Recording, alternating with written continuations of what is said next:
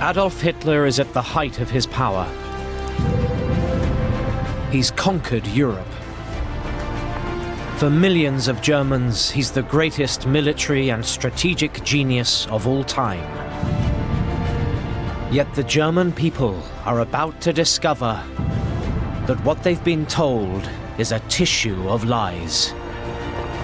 This is the story of how reality starts to break through the Nazis' propaganda machine.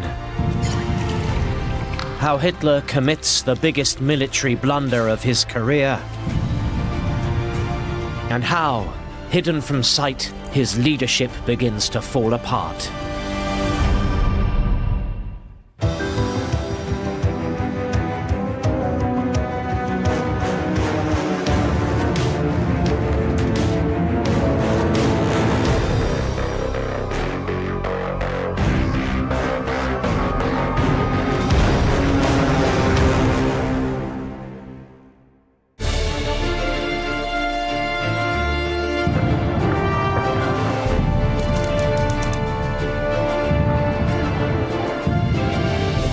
Months after the start of the war, and Adolf Hitler appears to stride the world.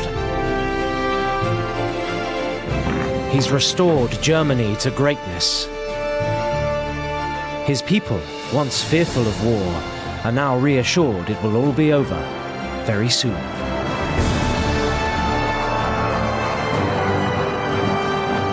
He's seen as a great war leader who seems to be delivering all the victories without the significant suffering that people still remember from World War I.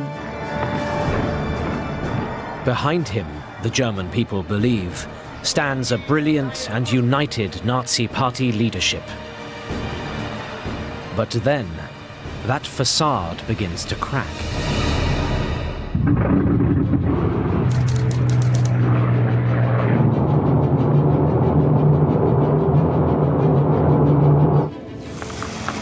In the early summer of 1941, a lone German officer parachutes into a field in southern Scotland.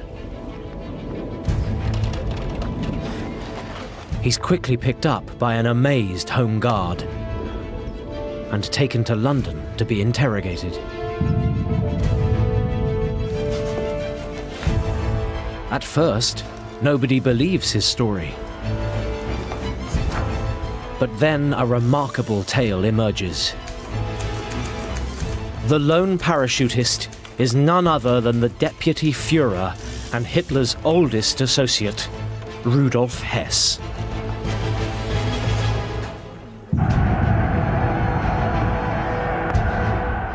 Rudolf Hess has been a leading figure in the Nazi Party since the 1920s. He's been Hitler's personal secretary throughout all of that period. So here was a man who was a big part of the Nazi machine, very well known, very famous throughout Germany. The puzzle: what's he doing alone in Britain?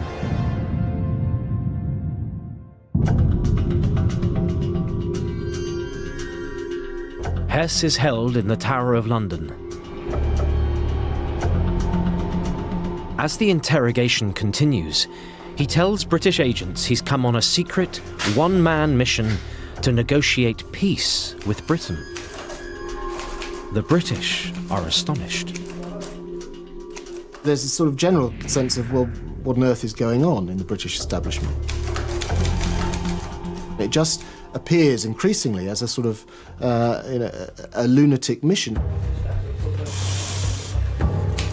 But then a much more revealing story emerges. Hess's private mission is not really about peace at all. His main concern is that amidst the jockeying for power inside the Nazi leadership, he's losing his position as Hitler's closest confidant and ally. He imagined that if he could pull off this diplomatic coup, it would sort of restore his own image, his own importance in the Nazi hierarchy. It's a crazy idea. But critically, it's the first public sign that the Nazi leadership, far from being united, is a seething mass of rivalry and infighting. It revealed really there was something rotten at the top of the Nazi party.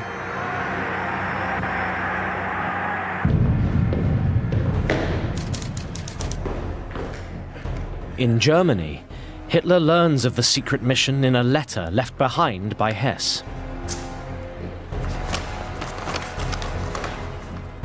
He's absolutely furious. He calls for his aides and his adjutants and shouts and screams. This was perhaps the first time that a senior Nazi leader had broken ranks. It was a huge crisis, and it's probably the biggest embarrassment that Hitler and the party ever experienced. Hess had betrayed the party, had betrayed Hitler. The problem for Hitler: how to maintain the illusion of a united leadership when it clearly isn't.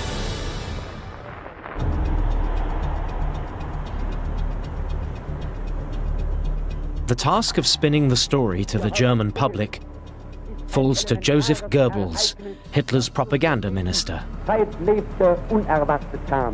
Goebbels is one of Hitler's most trusted and able cronies. If there's a problem, Goebbels will be very good at fixing it. If there's a problem, Goebbels will be very good at representing it. If there's a problem, Goebbels will be the man to go to. Since the outbreak of war, from his propaganda ministry in Berlin, Goebbels has exercised total control over the German media.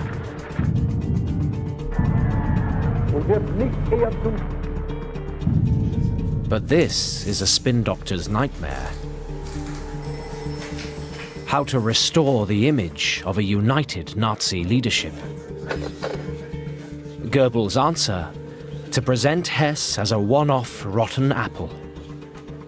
Goebbels dealt with the defection of Rudolf Hess by simply portraying him as a man who had lost his reason, who had gone mad. Under the pressure of work, and his commitments had broken under the strain, effectively. It's an answer many Germans find hard to accept. And it certainly didn't play very well with the German public, who naturally would have asked, well, if the deputy Führer is insane, why is he still in his post? The Hess crisis passes, but for the first time, the image of Hitler's leadership is exposed as seriously out of line with the reality. That gap is about to get much bigger.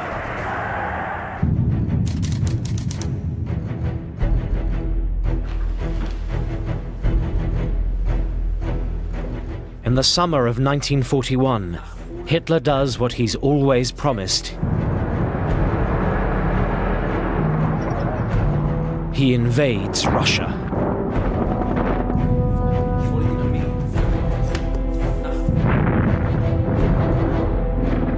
It's something he's vowed to do since the early days of the Munich beer halls.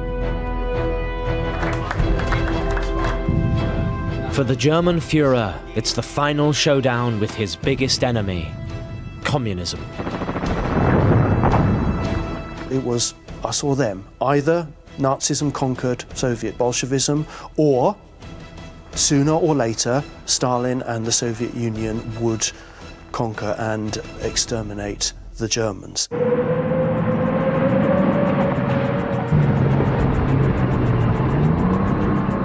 As German troops storm across Russia, Hitler is also fulfilling something else he wrote about in Mein Kampf 16 years earlier.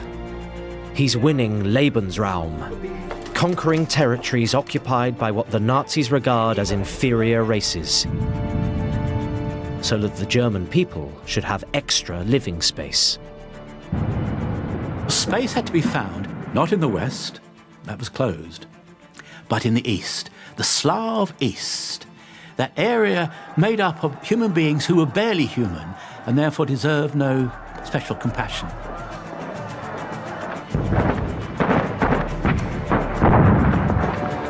The German troops advance further and faster through the Soviet Union than anybody imagines possible.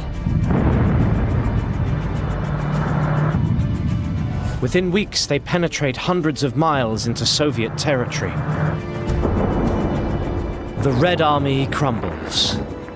They take over 1.5 million Soviet prisoners of war. It looks like Hitler is going to win the war.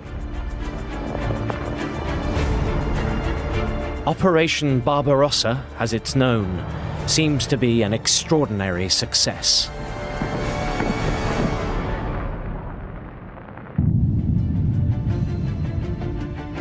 In Germany, there's relief and jubilation. Hitler's position as a great leader, briefly undermined by the Hesse affair, is restored. To the German people, it looks as though the Führer is delivering the short war he's always promised. Communism will be defeated in weeks. And in the autumn of 1941, Hitler gives a speech. He says Russia is destroyed and it will never rise again. He thinks he's won the war.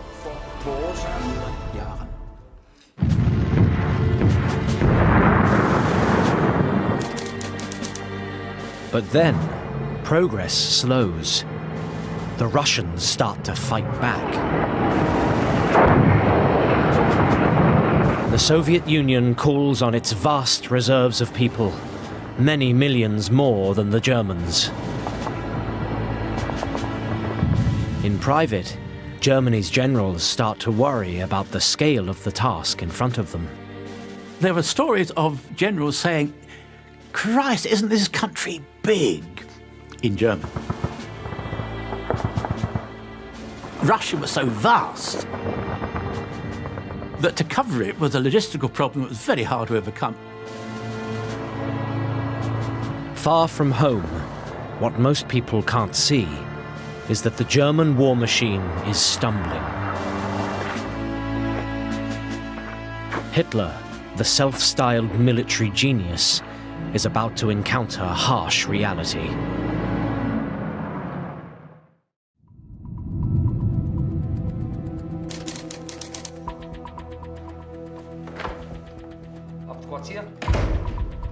At the German High Command, Hitler's generals plan their next move in the war against the Soviet Union. Many are now seriously alarmed by the task in front of them. But Hitler won't listen. Instead, he calls them daily, demanding they keep pushing forward.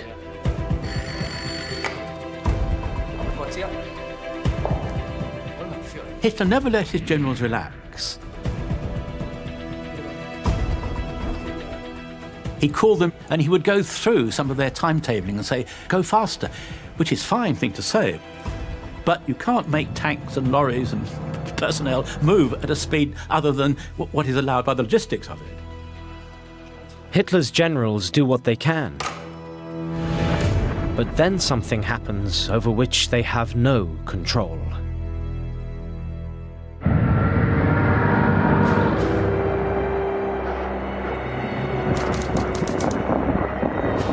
The Russian winter sets in. Temperatures drop to -32 Fahrenheit. Outside Moscow, the ground freezes solid to a depth of 5 feet.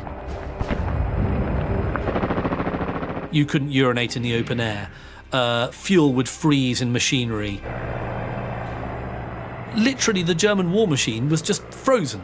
And it wasn't just frozen, it was starving. Probably the best you're going to be able to get your hands on is raw horse flesh, because you wouldn't want to start cooking it, because the smoke would leave your cellar and tell the Russians where you were.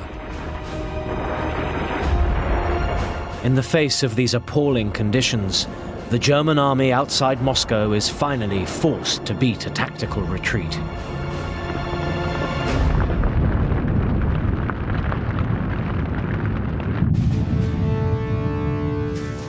For Hitler, it's a serious setback.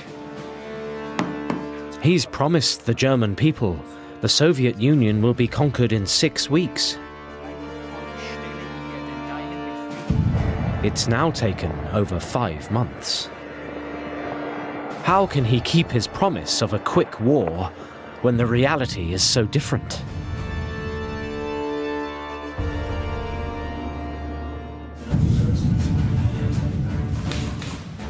Once again, Joseph Goebbels' propaganda machine rolls into action.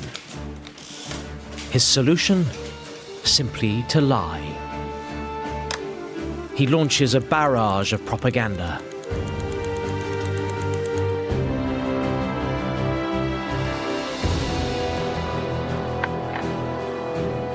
Newsreels show German soldiers enjoying the snow and routing a Russian rabble.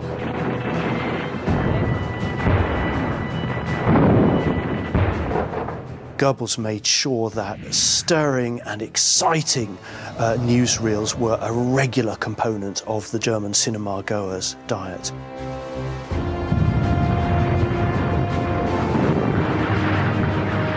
He had propaganda companies in action, literally, with the frontline troops. And he constantly urged his propaganda crews to get as far forward as possible, to get the most exciting footage.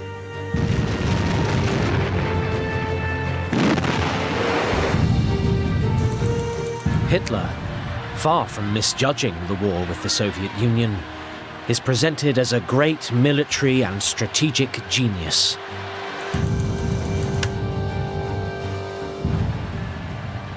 But is the propaganda barrage working?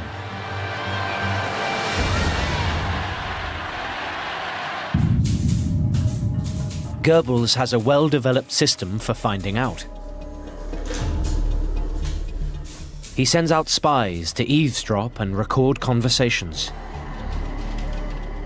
The news is all positive. There was a cinema in every German town, even in very small towns. And we know from internal opinion reports within Germany that the population responded with enormous enthusiasm to these propaganda newsreels.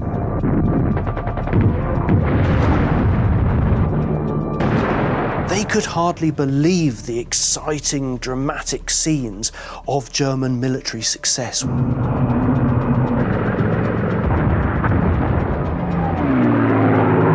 Goebbels was a lover of movies and took part very much in casting a lot of films, and Hitler was a big movie buff as well. So they very much felt that cinema was a great way of connecting with the German people. Goebbels has excelled himself. It's a brilliant propaganda campaign. But then there's a new and totally unexpected development.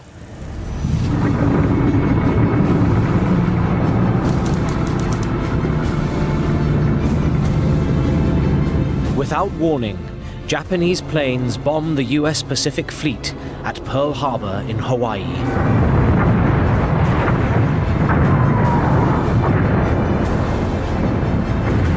The following day, the US declares war on Japan.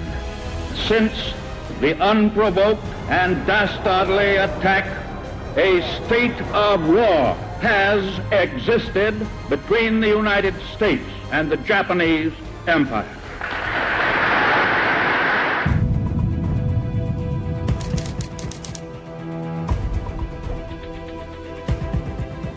For Hitler, it's a critical moment. Japan is an ally. Should he let the Japanese and Americans fight it out? Or should he side with his Japanese friends? It's a momentous decision, yet Hitler ponders it alone. The case against taking on America is obvious. America was an economic power, a kind of sleeping giant, and he knew that it had massive economic resources that, if turned into military resources, could ultimately affect his ability to win the Second World War. Yet, for Hitler, that's only part of the picture.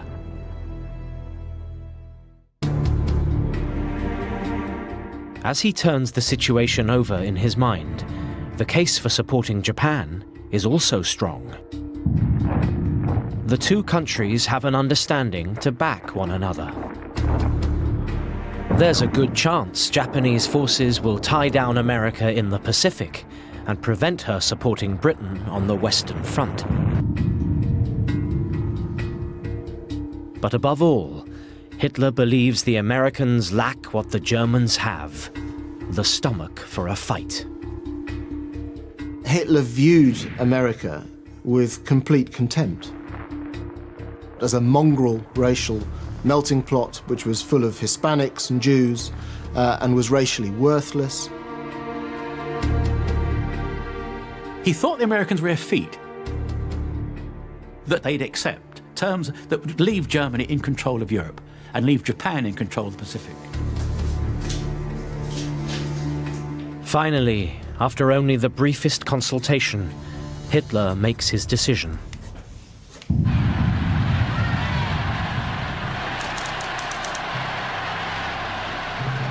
Four days after the attack on Pearl Harbor, he addresses the German parliament. Germany will declare war on America. What's remarkable about that decision to go to war with America in 1941 is how easily it was made. Hitler didn't seem to have pondered on it for too long. There's a gasp from the assembled ranks, but they're all Nazis, and he explains that we could not wait for developments to overrun us. We have to take the initiative. America was seen as somewhere very far away, somewhere that couldn't really hurt Germany too seriously. It's a huge decision, yet Hitler has taken it almost unilaterally. It will go down in history as his biggest blunder.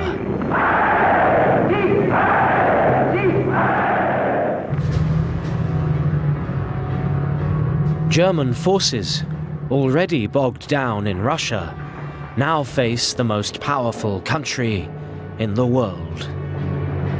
Germany is about to be hit by a series of ferocious hammer blows that will shatter Hitler's image as a great war leader and transform the war.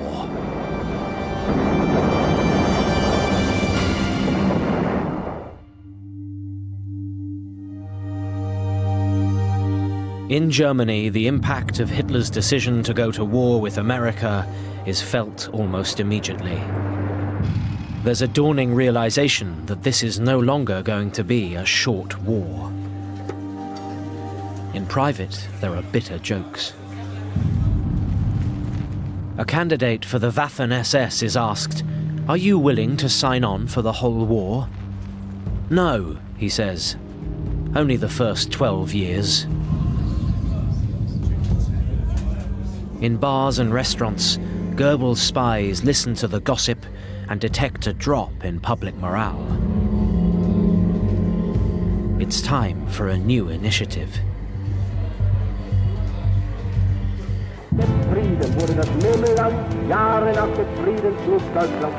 In early December, in a speech to Nazi Party regional officials, Hitler makes a new promise. He sees himself as the great military leader. This is the remarkable thing about the Führer, that it's not just a domestic leader. He is the great Napoleon. He's Frederick the Great. He's Caesar. Hitler argues that victory is at hand. It will still be a short war, and it will be followed by a glorious future in which Germany will grow rich on the land and labor of the occupied territories of the East. He wants to be seen as the man who knows what best serves German interests militarily. And at first, it looks as though Hitler's prediction is coming true.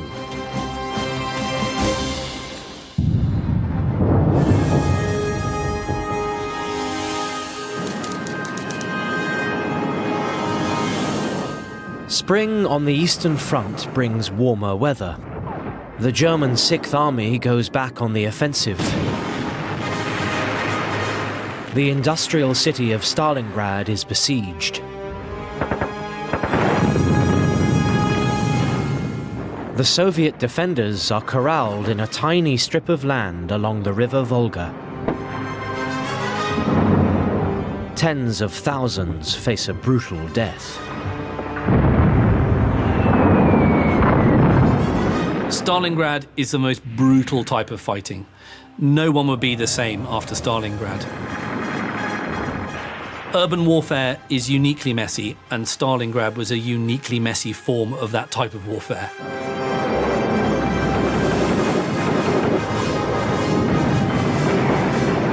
The Germans appear to have victory in their sights. But then, the battle changes.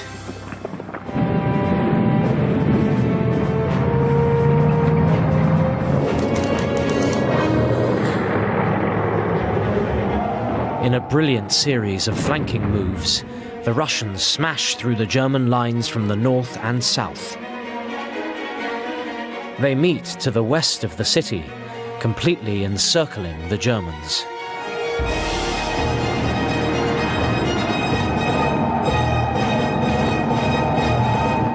Suddenly, the tables are reversed. Around 250,000 German troops are cut off from their supply lines.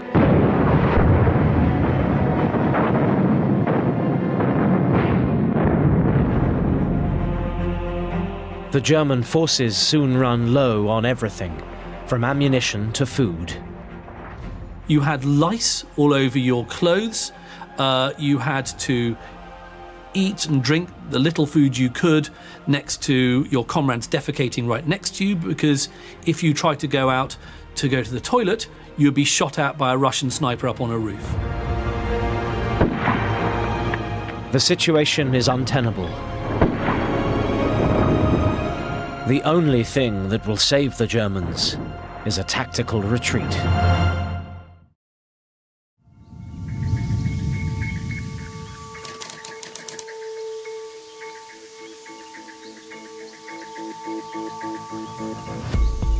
Hitler, by now, has moved his headquarters to a huge complex of bunkers in eastern Poland. The Wolf's Lair, as it's known, is Hitler's new base, over 400 miles from the military command in Berlin. Here, far from the sight of the German people, Hitler holds a crisis meeting. Most of his senior military leaders call for a strategic withdrawal.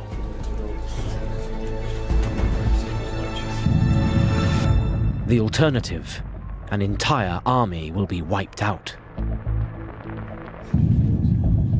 But Hitler takes another unilateral decision.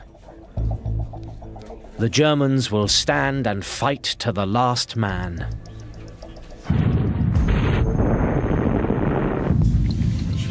The Führer wouldn't sanction retreat. Good Nazis, the Wehrmacht doesn't retreat, it wins by going forward. Very good idea. He believes in staying at your post and dying if you have to, but you do not retreat. Absurd strategically, absurd militarily. To Hitler's generals, this can only spell disaster.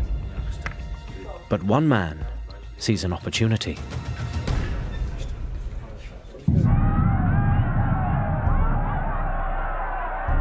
Hermann Goering has a reputation as a powerful and effective leader.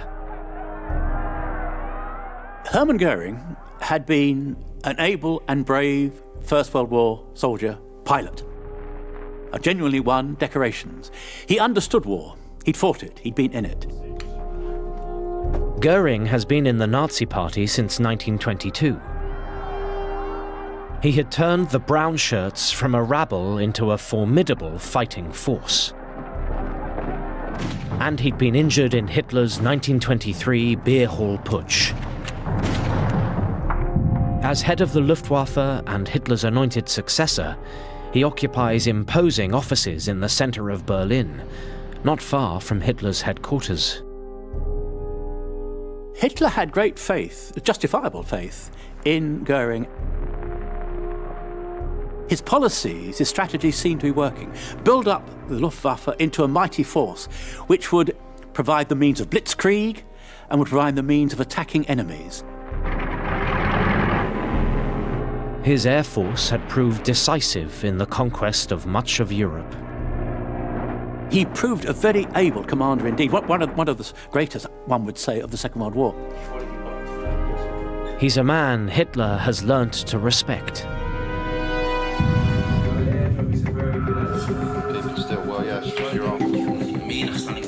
Goering now backs Hitler's refusal to sanction a retreat from Stalingrad. He suggests, instead, the army can be reinforced by airdrops using his Luftwaffe. Hitler enthusiastically embraces the idea. Yet Goering is not the man he once was, nor is his judgment.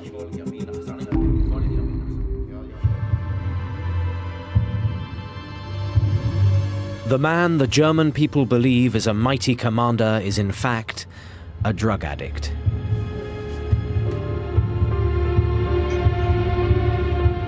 He's now heavily dependent on morphine. It's changed his behavior and clouded his mind. Hermann Goering, in his early career, had been an intelligent and very capable man, had drifted into indolence and apathy. He's also developed an all-consuming new interest.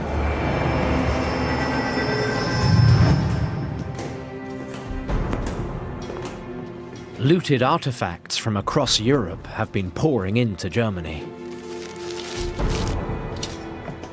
In every country the Nazis occupied, their armed forces were rapidly followed by teams tasked with a mission to bring back to Germany cultural artifacts.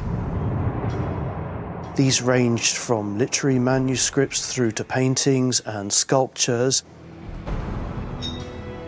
At the heart of this operation is Goering. Goering thought of himself as a connoisseur and a great expert in matters of art and culture, but he has an eye to the business. He wants money.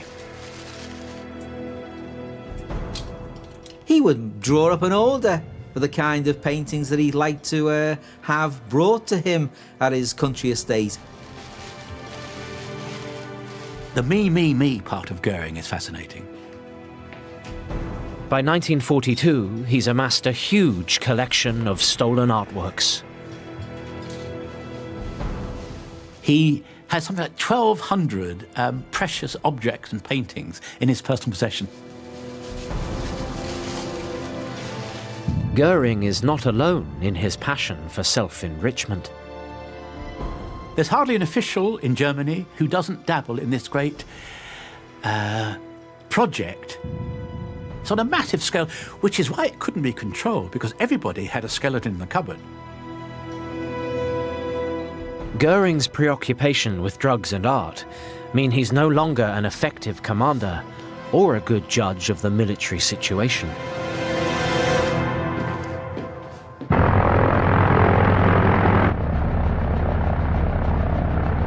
His relief of Stalingrad is a disaster. He doesn't have enough planes or fuel. The promised airdrop turns into a farce. The estimate that was given was that it would require something like 800 tons daily to keep those soldiers supplied. The reality was that they managed under 100 tons per day. A soldier writes home, "We live on one piece of bread between 8 and a taste of warm water."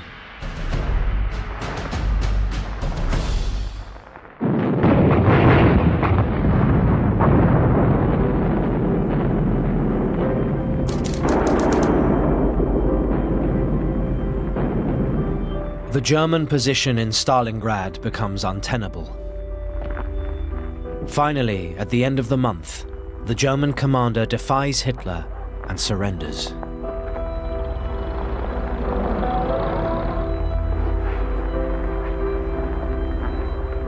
Nearly 100,000 German soldiers are taken prisoner, including 24 generals.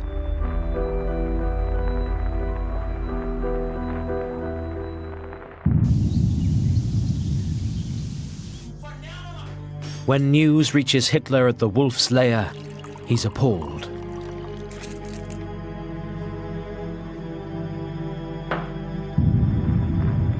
It's a catastrophe so large, it will be impossible to hide from the German people.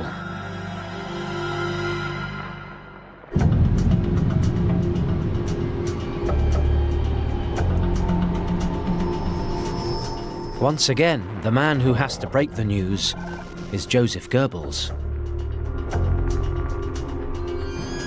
He realizes this is going to require a new message. Out goes the idea of a quick victory. In comes the idea of a uniquely German grit and heroism. The theme here, as in many other utterances from this time, is that true German heroism only comes to the fore in the face of defeat and immense suffering. Seid ihr bereit, mit dem Führer als Phalanx der Heimat hinten behaupten, das deutsche Volk... Goebbels spells out his new theme in a speech many regard as the high point of his career. Underneath a big banner saying "Total War, Shortest War," Goebbels talks to an audience of 14,000 cheering and admiring fans.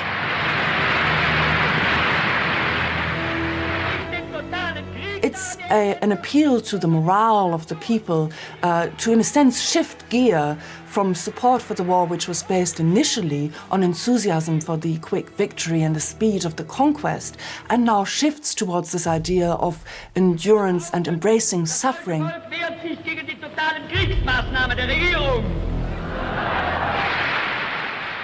And towards the end of the speech, he perorates on these 10 rhetorical questions that demand ever-increasingly loud yeses from the audience. Do you want a total war? And they all shout, yes! He then says, do you want a total war that's even more radical and brutal than you can possibly think of? And they go, yes, of course we do.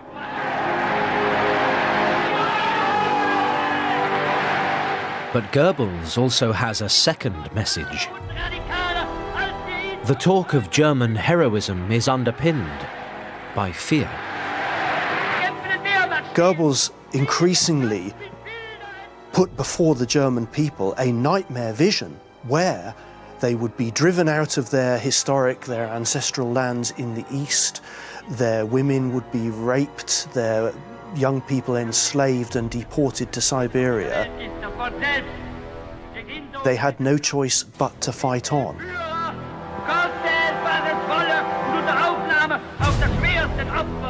It's a message most Germans are willing to go along with. But now, for the first time, there's also open opposition.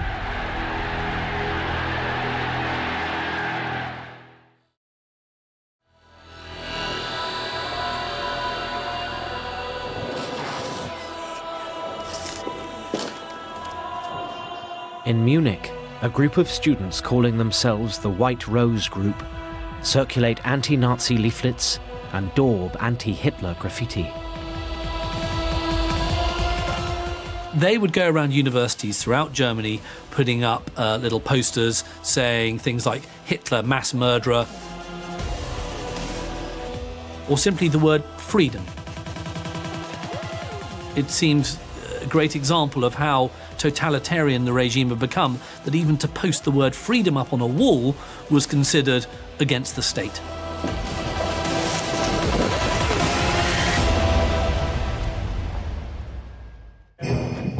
The opposition is quickly snuffed out. But the German people are about to face another hammer blow.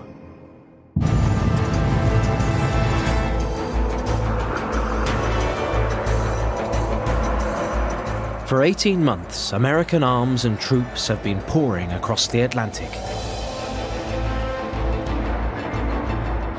The most powerful industrial country in the world has gone on a war footing.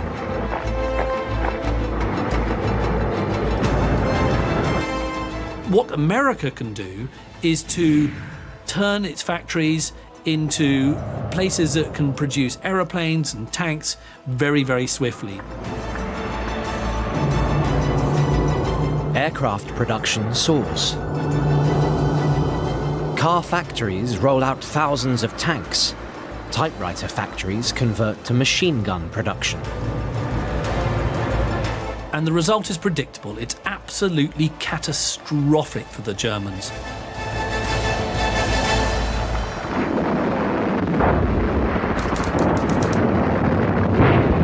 In the early summer of that year, American troops joined British forces in routing the Germans in North Africa.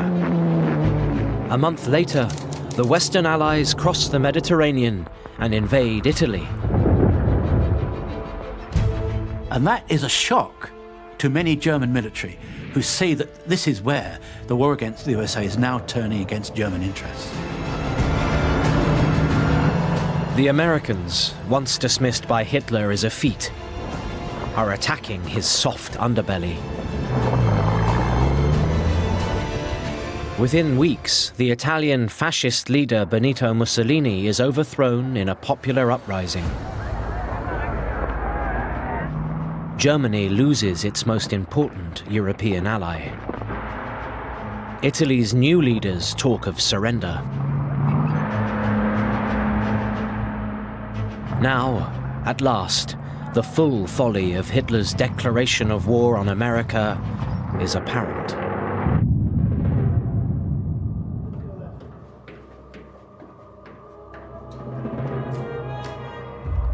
Hitler gets the news at the Wolf's Lair. He's horrified.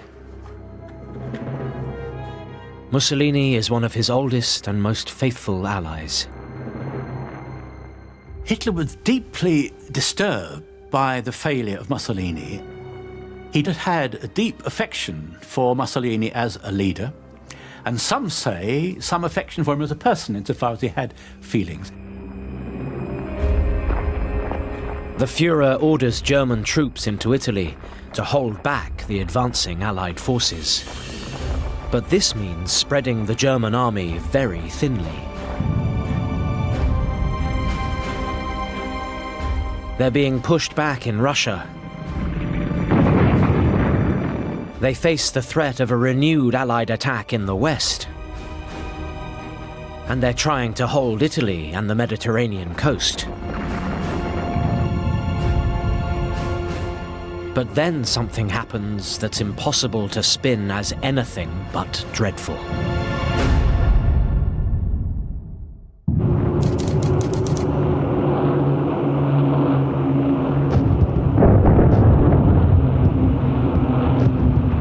Over the skies of Germany, Allied aircraft bomb the country's cities day and night.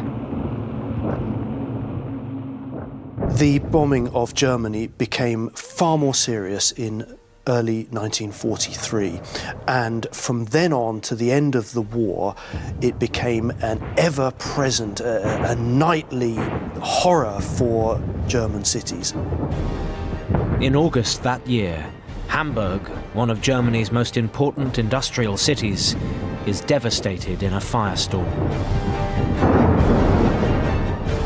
At least 40,000 people die.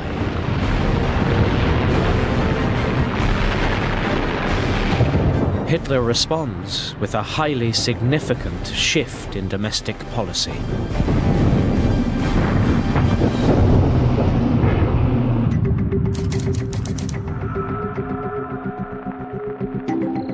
That summer, Hitler appoints Heinrich Himmler, the much-feared head of the SS, Minister of the Interior.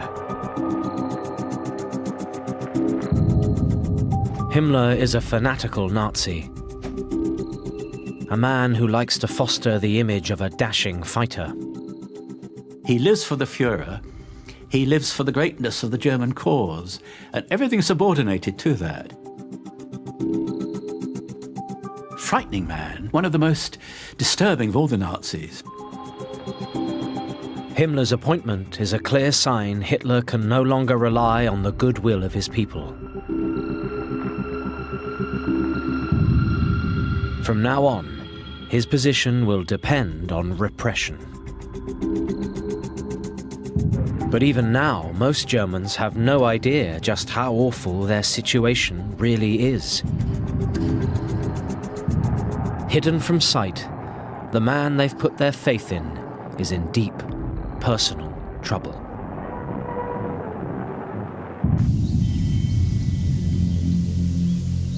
The Führer has withdrawn almost entirely to his bunker at the Wolf's Lair in East Poland. He's simply unable to accept the reality of the situation. The German people start to realise that they haven't seen Hitler for a while. There are certain key events where Hitler would normally turn up to, such as Heroes' Day, a kind of memorial for those who had fallen, and that year Hitler didn't come, and that was very much noticed.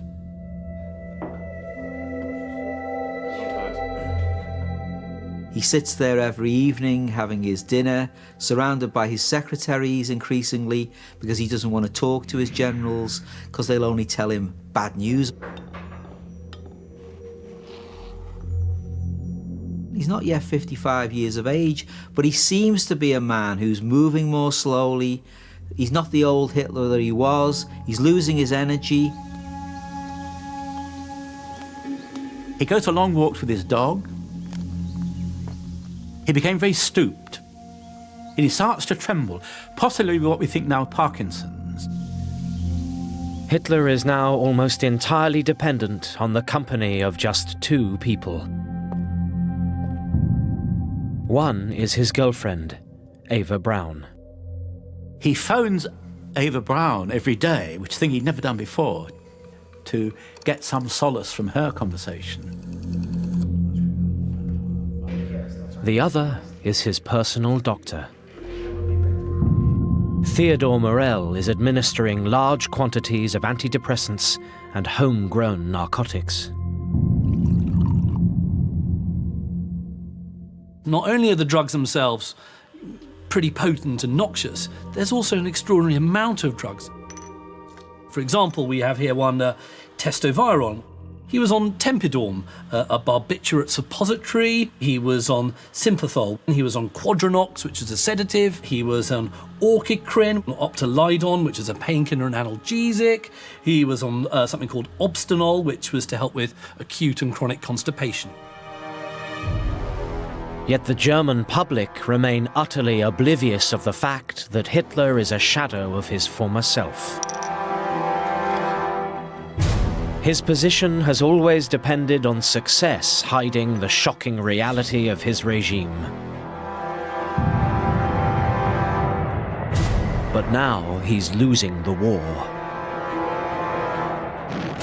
The German people will inevitably start waking up to the truth. And some, at last, will fight back.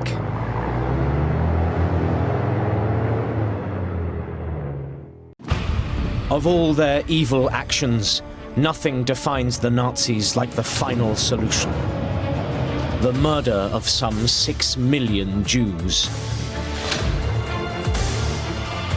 But how did they get an entire nation to buy into the wholesale slaughter of an innocent race? They're performing murder and terrible crimes, but at the same time trying to make it look as though it's correct. This is the story of how Hitler and the Nazis groomed the German people. He likened the Jews to a virus or a wound that won't heal. Using all their darkest arts to make them complicit. We do have partners in crime here. In the worst genocide in human history.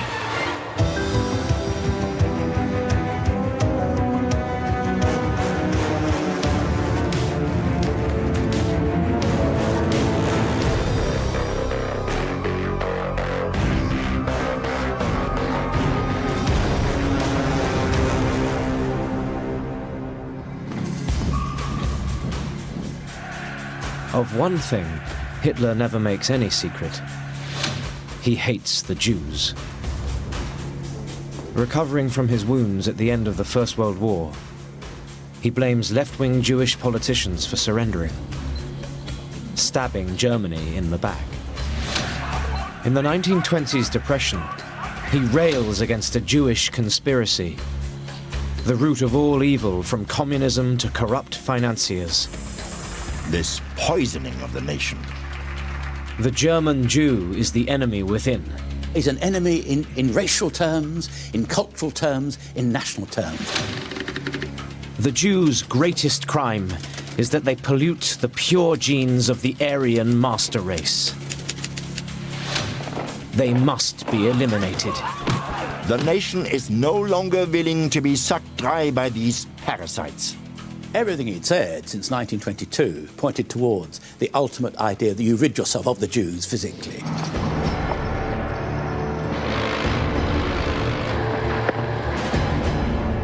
By 1941, he is master of everything. He has defeated France, captured Poland, and his army is advancing deep into the Soviet Union. Now he can begin on a lifetime's ambition to create a pure German nation free of Jews.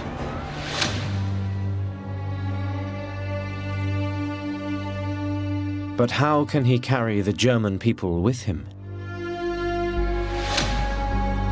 He has always been aware his anti-Jewish policy is an acutely sensitive issue for ordinary citizens. In fact, during his first 4 years in power, Hitler barely mentions the Jews in public. And when he does move against them, it is slowly, step by step. They're banned from certain professions. Then they lose their rights as citizens and their livelihoods. Thousands are driven to flee abroad. During all of this, there are some objections. However, most Germans just stand and watch. But the actual killing, the elimination of all those who remain, their own neighbors, is still a step too far. He recognized in the German people there was this residual sense of decency, which could be offended by horrific policies. But killing Jews is indecent. It will take all the Nazis' skill to sell this to the German people.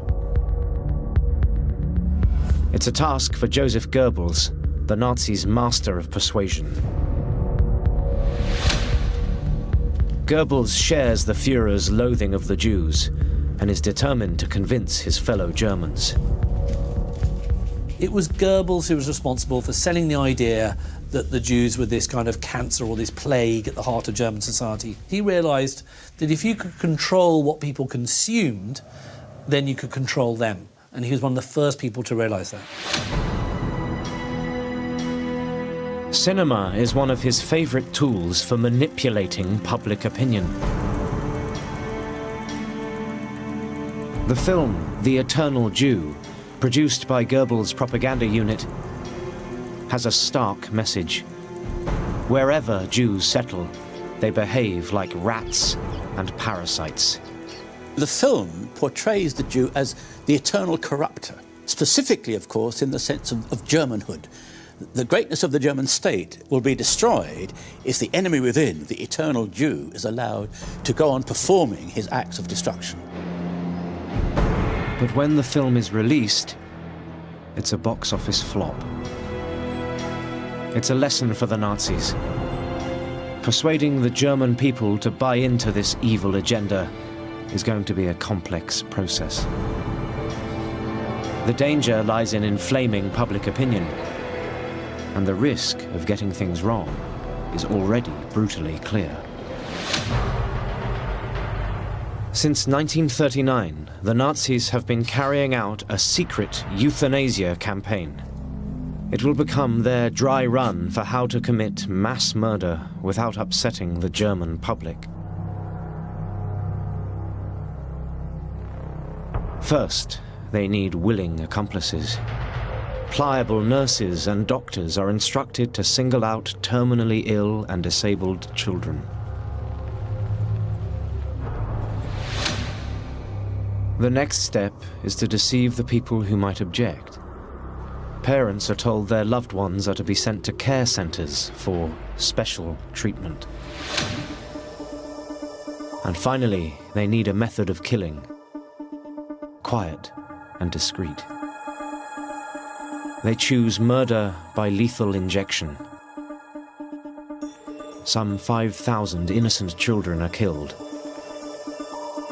Their only crime to be sick or disabled. The truth is hidden by false death certificates, blaming measles or pneumonia. It's Hitler sort of kind of dipping his toe in the water with the German public to see what he can get away with. Then the regime escalates the program, targeting tens of thousands of disabled adults in institutions across Germany. Ramping up the numbers involves more doctors, and some voice doubts about the legality of the policy. It's a problem that goes to the Führer himself. And so Hitler wrote a note, which he rarely did, and signed, saying to the people, the Chancellery concerned with the medical profession, that this was now a policy that could be followed legitimately.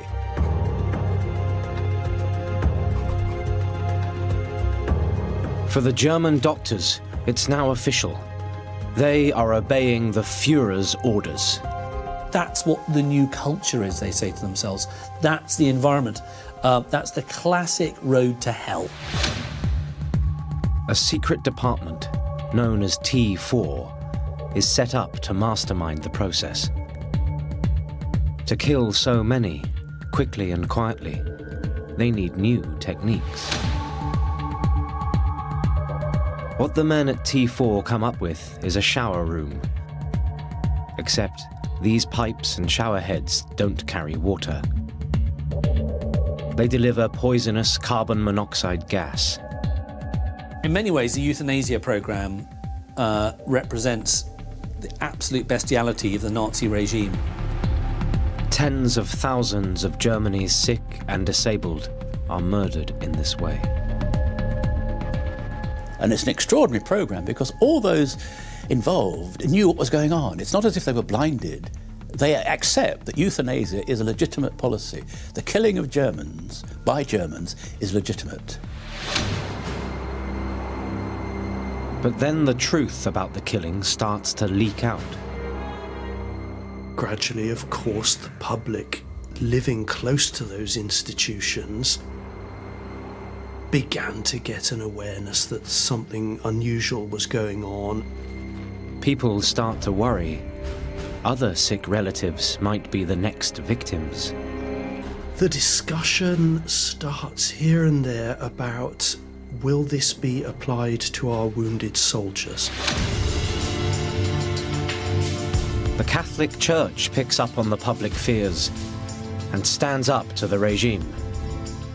Famously, Bishop van Galen gave a sermon in which he denounced this program, not on the grounds that it is necessarily unethical to kill people, but on the grounds that these were Germans that were being killed. He emphasized that these were our brethren, members of our families. The outcry becomes so strong, Hitler is forced to make a rare public climb down, officially halting his euthanasia campaign within Germany.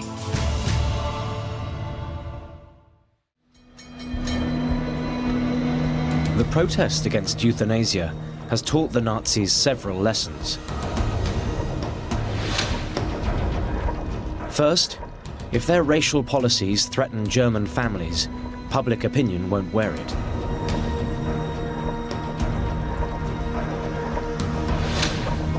Second, any further killing will have to be well hidden, far from Germany itself.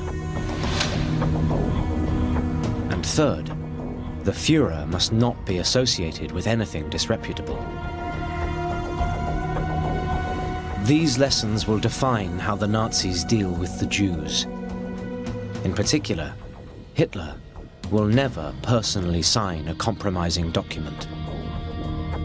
He didn't want his own name associated with the worst extremities of the anti-Jewish program. 2 years into the war, Hitler is riding high on the success of his campaign against the Soviet Union. He is content to leave the handling of the Jewish question to his loyal henchmen. Officially, Reichsmarschall Hermann Göring, Hitler's number 2, is in charge of Jewish affairs.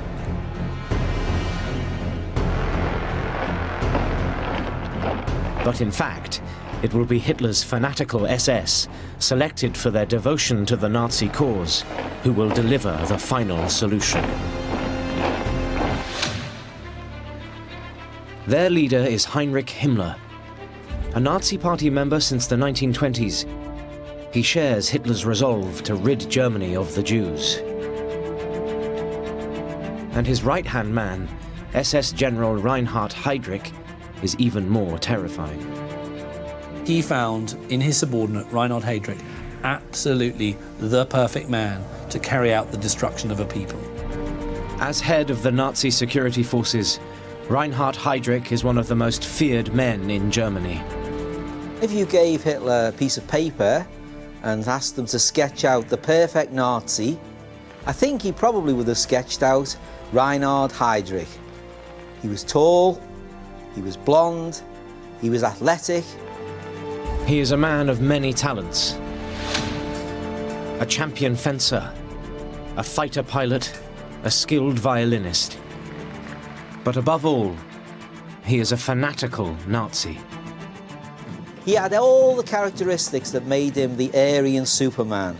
Heydrich really is the rising man of the Nazi racial killing machine.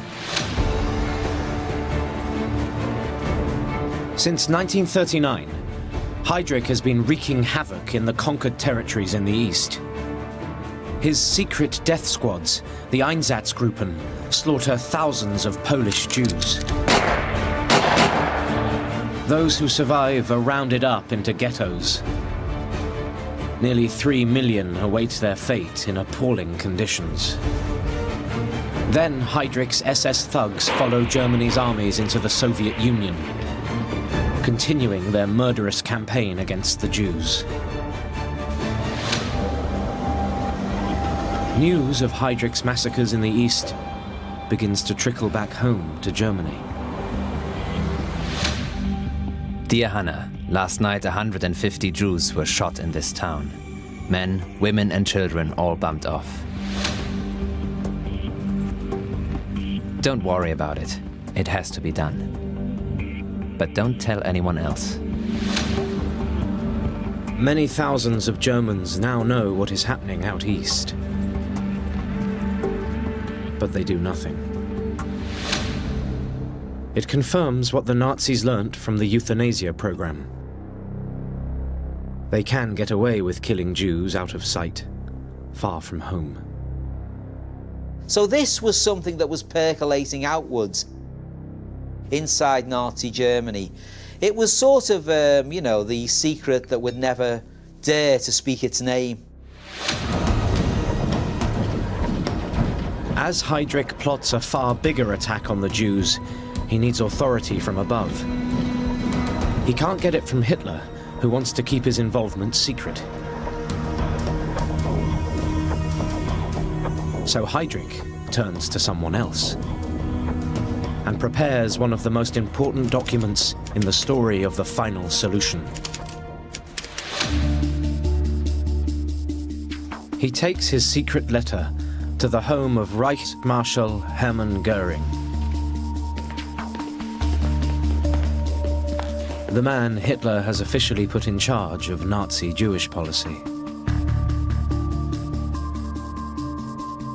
What Heydrich wants is Göring's signature, authorizing him to produce a plan for the Nazis' intended final solution to the Jewish question. This is the stamp of approval he needs. But it will be another 5 months before Heydrich has his plan in place.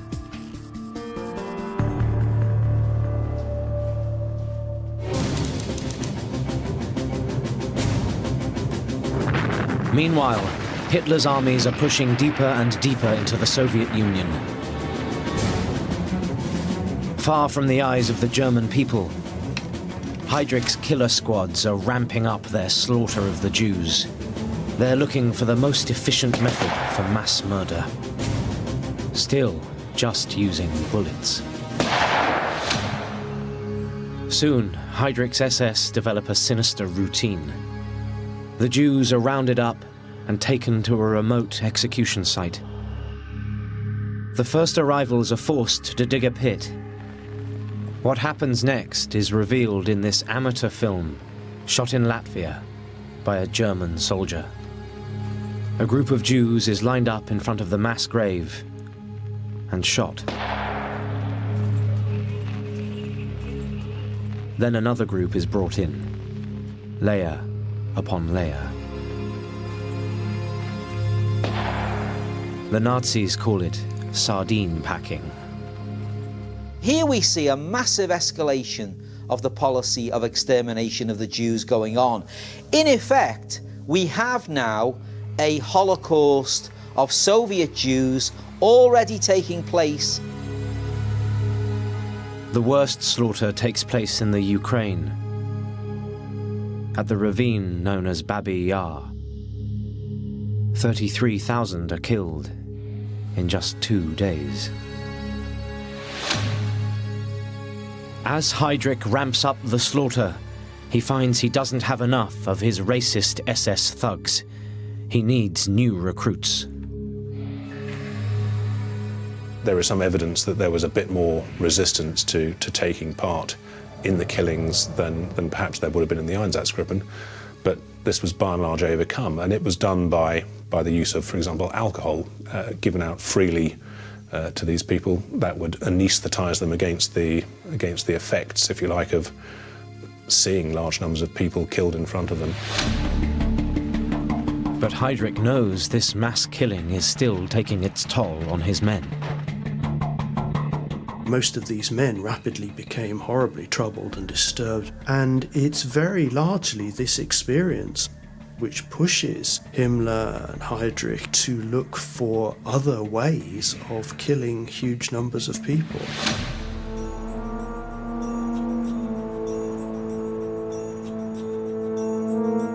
Back home, Hitler is still looking for a way to deal with the 200,000 Jews living in Germany. Everybody knew Jews. They were part of German society. They were Germans. They had fought in the First World War. They had won Iron Crosses. So, Goebbels' propaganda machine has to be mobilized to create a sense of difference, to set them apart from their pure-blood German neighbors. Stage 1. Give them a star. A Jewish German and a non-Jewish German may not look that different, but what you can do is label them with a star. And it's the yellow star is absolutely key to differentiating them, and it starts kind of staining them. Anyone above the age of 6 is obliged to wear the yellow Star of David. This is the real moment at which they really say to the people on the streets, these people are different from everybody else. They're not German, they are Jewish, and the Jews are an unwanted race in our Third Reich. Stage 2 is to make sure Germans do not socialize with Jews, to keep them physically apart. Don't be fooled into thinking, he's nice because I know him. He's a Jew. They're Jews, and therefore they're a threat. Goebbels keeps up a stream of propaganda, carrying the insidious message that it's not the Nazis who are turning on the Jews. The Jews have brought this misery on themselves. For one of his slogans of the week, he uses a quote from Hitler. If the international Jewish financiers should succeed in plunging the nations once more into a world war, then the result will not be the victory of Jewry, but the annihilation of the Jewish race in Europe.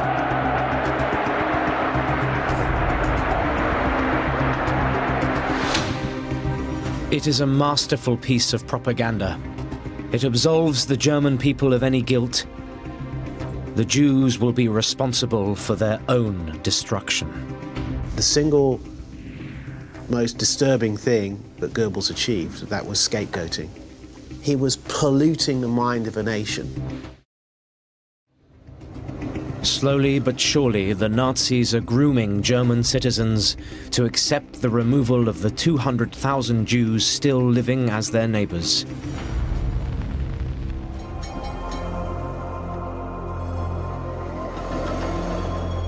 However, even now, they are wary of inflaming domestic public opinion. The hard line is softened for public consumption so that people who are already been trained to be anti-Jewish are not pushed too far. The man in charge, SS General Reinhard Heydrich, begins a campaign of deception. The official line is that the Jews are to be resettled in the East. Heydrich, of course, realises that what you can't just say publicly is, right, we're going to kill 6 million people tomorrow morning. You've got to do a bit more subtly than that. And, when you're talking about evacuating people to the east, you've got to make it look as though they really are just being evacuated to the east. So, Heydrich sets up a model camp at Theresienstadt in the occupied Czech territory. Newsreels are released showing it as a safe place where German Jews can resettle. And it was provided with facilities that many ordinary Germans didn't have. Swimming pools, complex of cinemas, massage areas. The idea being that although we've removed the Jew from our midst, we're not making him suffer because we're giving him a way of life which is perfectly consistent with civilized standards. It's a cruel deceit. For most Jews, Theresienstadt is really just a stop before they are sent on their way to the horrific ghettos in occupied Poland and around the Baltic. And that's one of the kind of terrifying elements of the Nazi regime, is they're performing murder and terrible crimes, but at the same time trying to make it look as though it's correct. But Heydrich's deportation of the German Jews creates a new problem. Out in the east, the ghettos are already crammed full. Because of the overcrowding, local Nazi leaders in the occupied territories start to kill Jews to make space for the newcomers. This almost leads to a public relations disaster. In late 1941, 1,000 German Jews are dispatched east to the model camp at Theresienstadt. And these aren't just any Jews. Many of them are elderly war heroes, holders of the Iron Cross. Then there's an error. They're sent to a ghetto in Latvia, where Jews are being massacred. But because of a mix-up in the administration of it, they end up in Riga, and most of them are shot. It's a catastrophic error. If the news leaks out, the German people would be appalled. It's a warning to Heydrich and SS chief Heinrich Himmler. Killing German Jews needs their close control. By now, their plans for the SS to deliver the final solution are ready.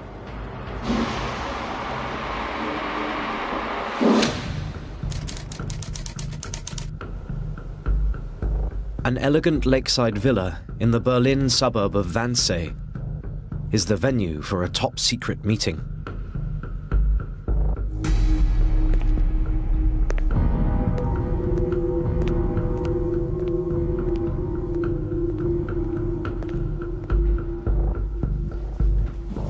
High-ranking civil servants, the men who run the German state, Nazi party officials, and members of the Reich security forces assemble for one of the most notorious gatherings in history. In this quiet, palatial atmosphere, all of the stakeholders who will decide the fate of European Jews are assembled.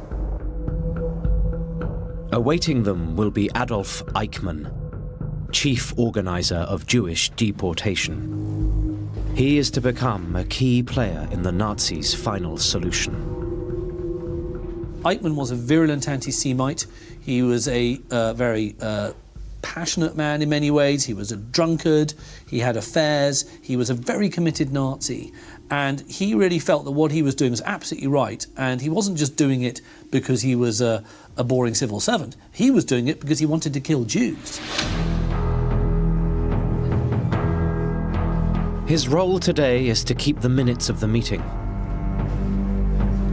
The mood is relaxed, despite the sinister agenda. Eichmann's superior, Heydrich, is in the chair.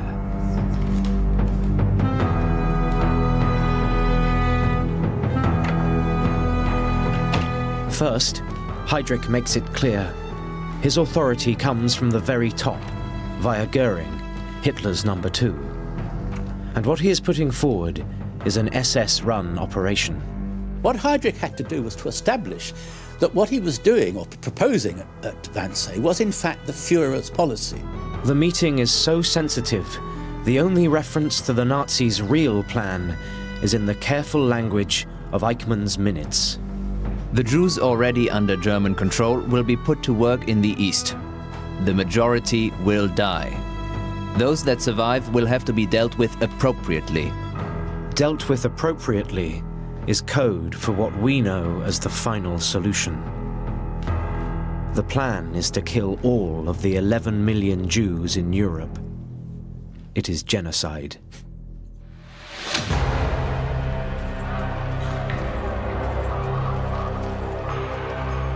This is a task too big for Heydrich's death squads. It will require murder on an industrial scale. What Heydrich brought to the table was an incredibly analytical mind, a very, very cold, callous, evil way of thinking that could just regard genocide as a kind of challenge for a civil servant. Heydrich needs the men around him to mobilize Germany's resources and infrastructure. They will have to be involved in this crime. Wannsee is the coming together in administration terms of all the leading authorities concerned with transport, with gathering of the Jews, with treatment of them when they're there, the food supplies, etc. That's a logistical problem that's got to be resolved by logistical means.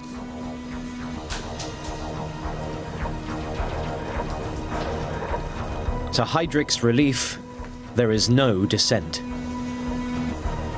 In just over an hour, Heydrich has the agreement he wants. The German state will be mobilized, and the SS are in charge of the final solution. Now it's just a question of practicalities.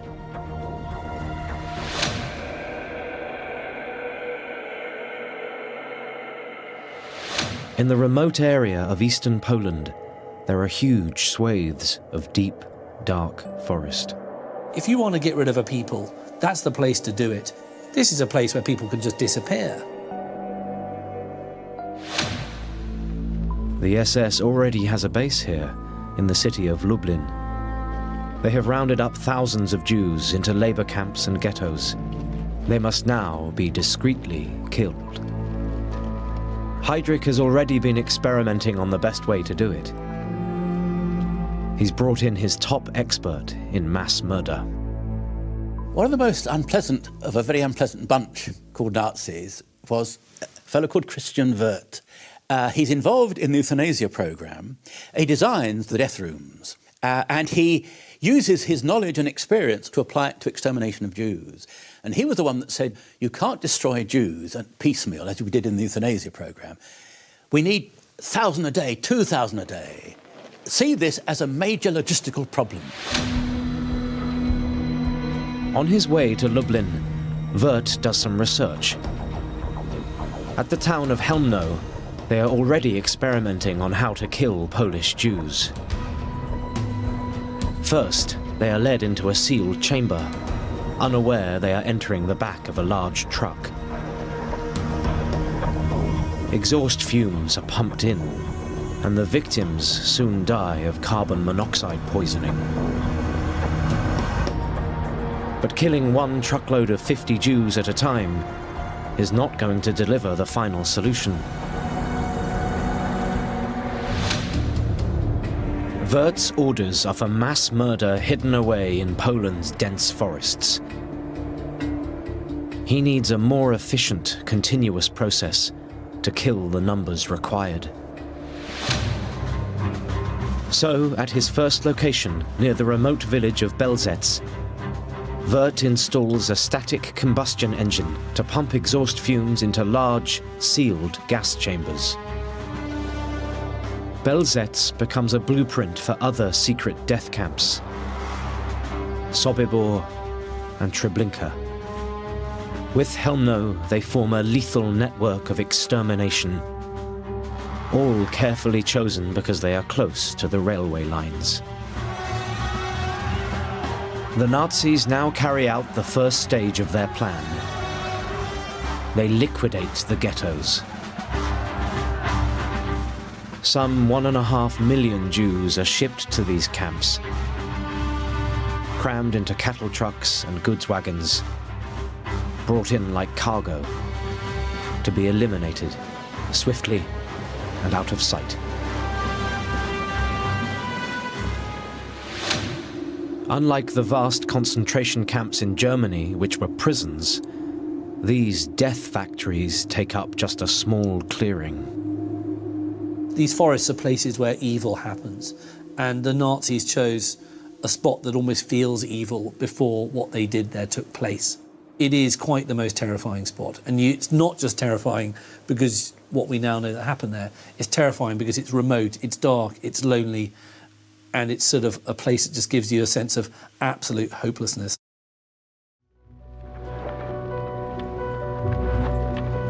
Hidden from German eyes, the rounding up of Polish Jews is a brutal affair.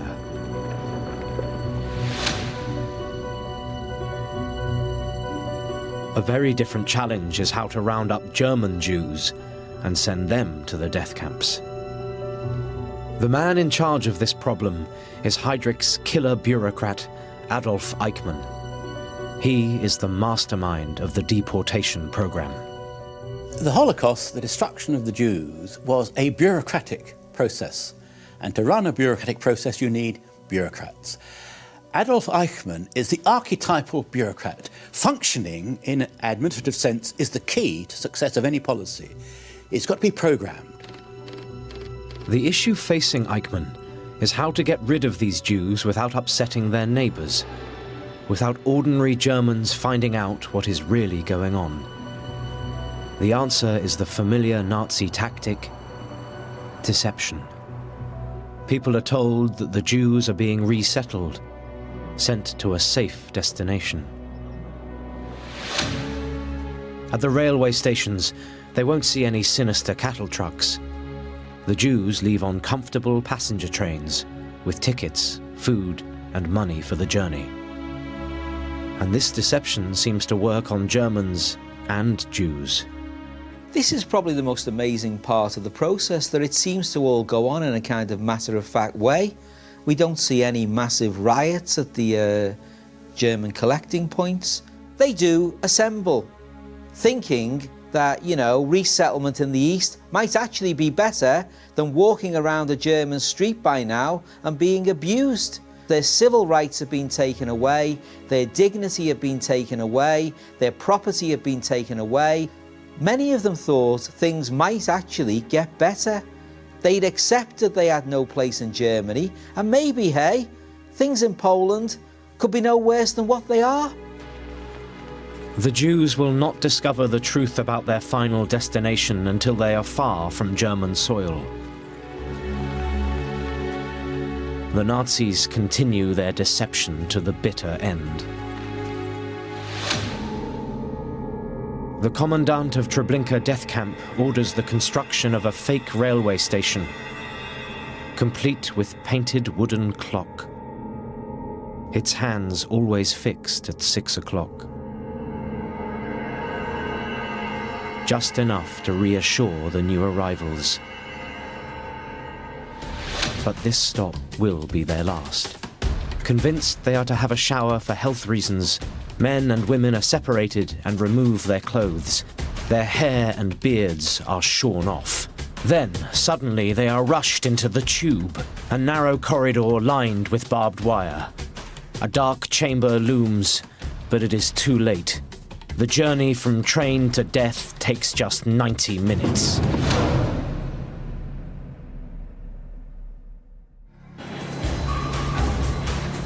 The Nazis are now operating such an efficient system, nothing can stop it.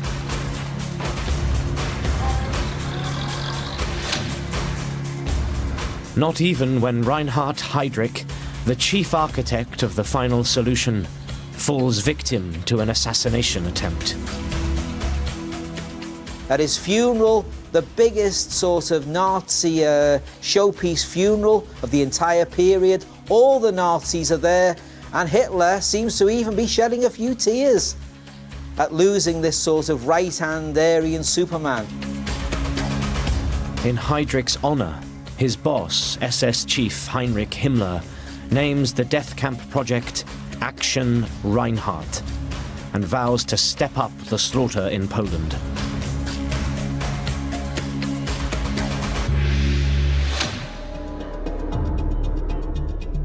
In the forests of eastern Poland, the Nazis are carrying out their final solution to the Jewish question. It is genocide.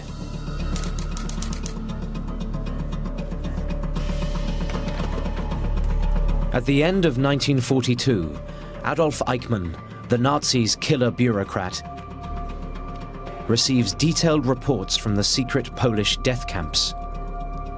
Over 1 million Jews have already been killed. Hitler's vision is being fulfilled. There was a time when the Jews in Germany laughed at my prophecies, but take my word for it, they will stop laughing everywhere. Following the Nazis' master plan, the Jews are being worked to death or murdered outright.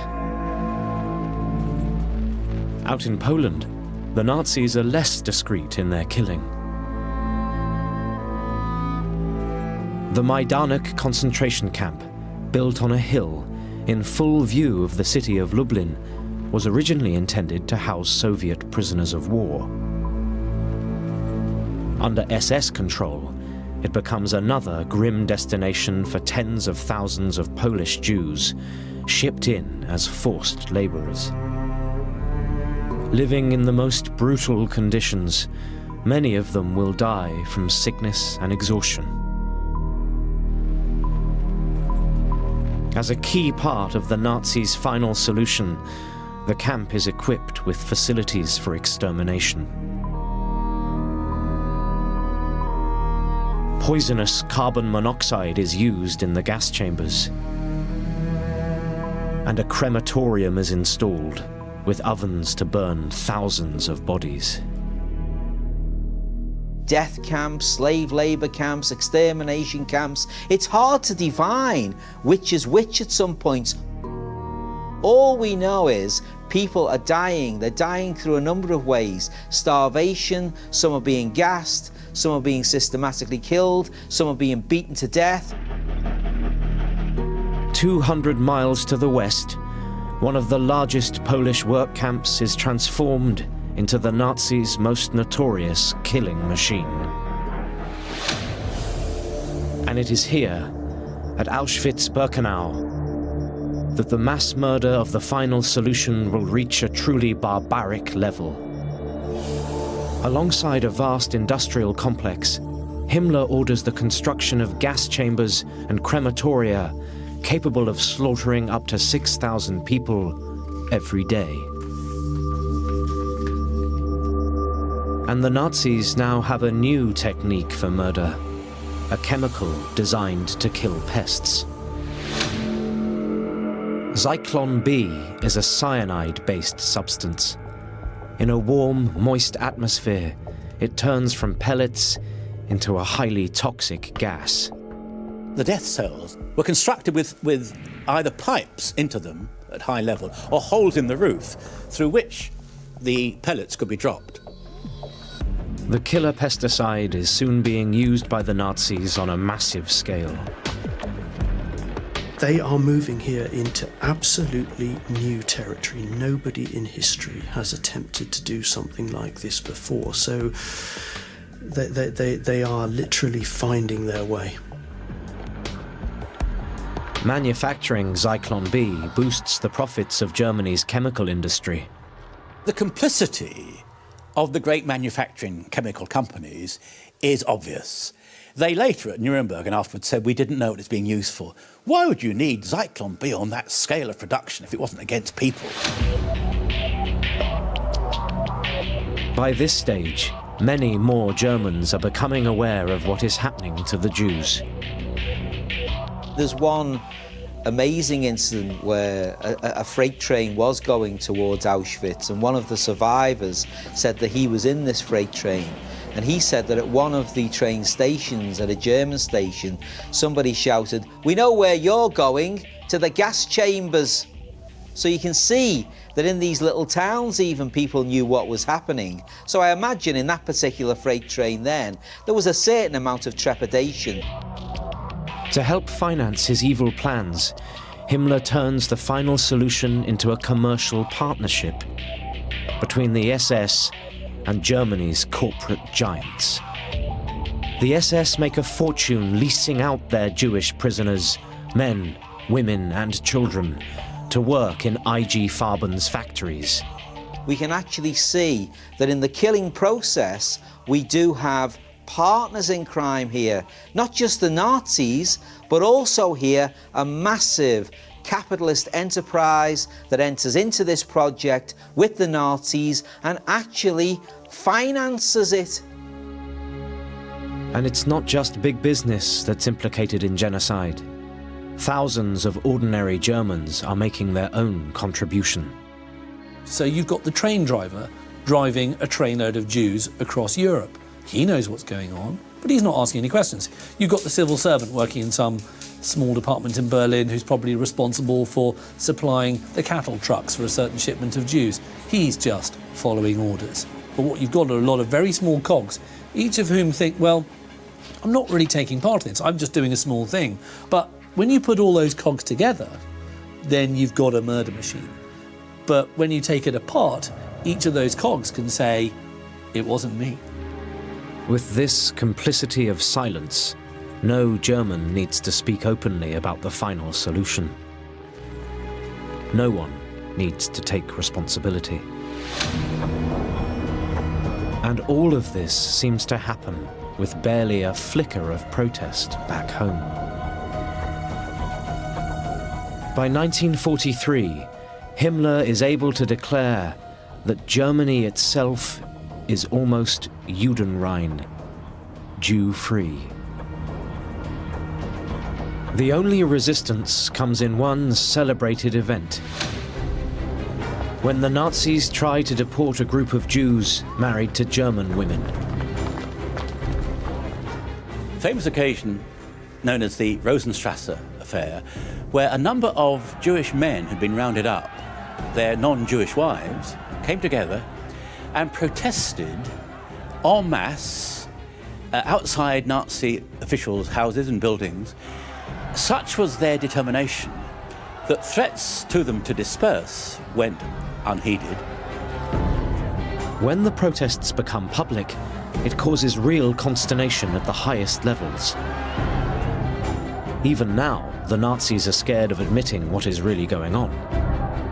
And the Nazi officials eventually came to the conclusion, far better to give way than to try and face them down. And the husbands were allowed to go back to the wives. They even reprieve 35 Jews who had already been sent to Auschwitz.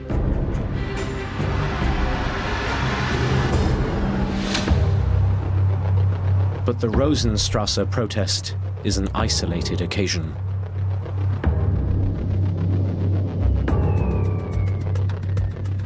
By now, the vast majority of Germans have other things to worry about. They are starting to lose the war, and their first concern is their own families. They were being, bombed round the clock by the British and the Americans. They had huge food shortages. Their own children were dying in droves on the Eastern Front. I think there was very little capacity within many people's minds to actually really care about what was happening to some Jews. For Heinrich Himmler, the final solution represents a hideous triumph.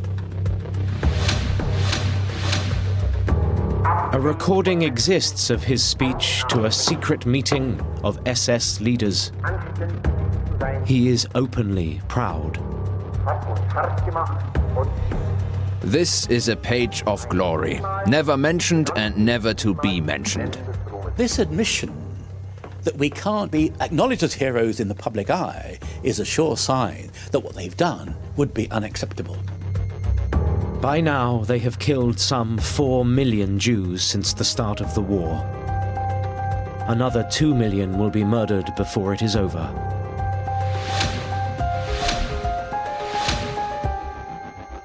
But the Germans must feel no guilt. Himmler shifts the blame onto the Jews. They are responsible for their annihilation. We have the moral right. We had the duty to our people to do it, to kill this people who wanted to kill us.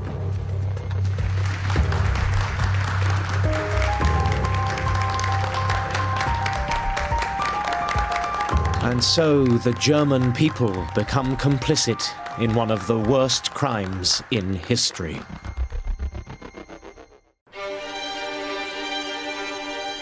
January 1945. Endgame for Nazi Germany. As the Allies advance on all sides, the 1,000-year Reich, built on illusion and delusion, is crumbling. What now for Adolf Hitler and the band of criminal conspirators around him? This is the story of how the Nazi regime keeps lying to the very end, as it collapses into plots, power struggles, and madness. But there is still time for one last great betrayal of the German people.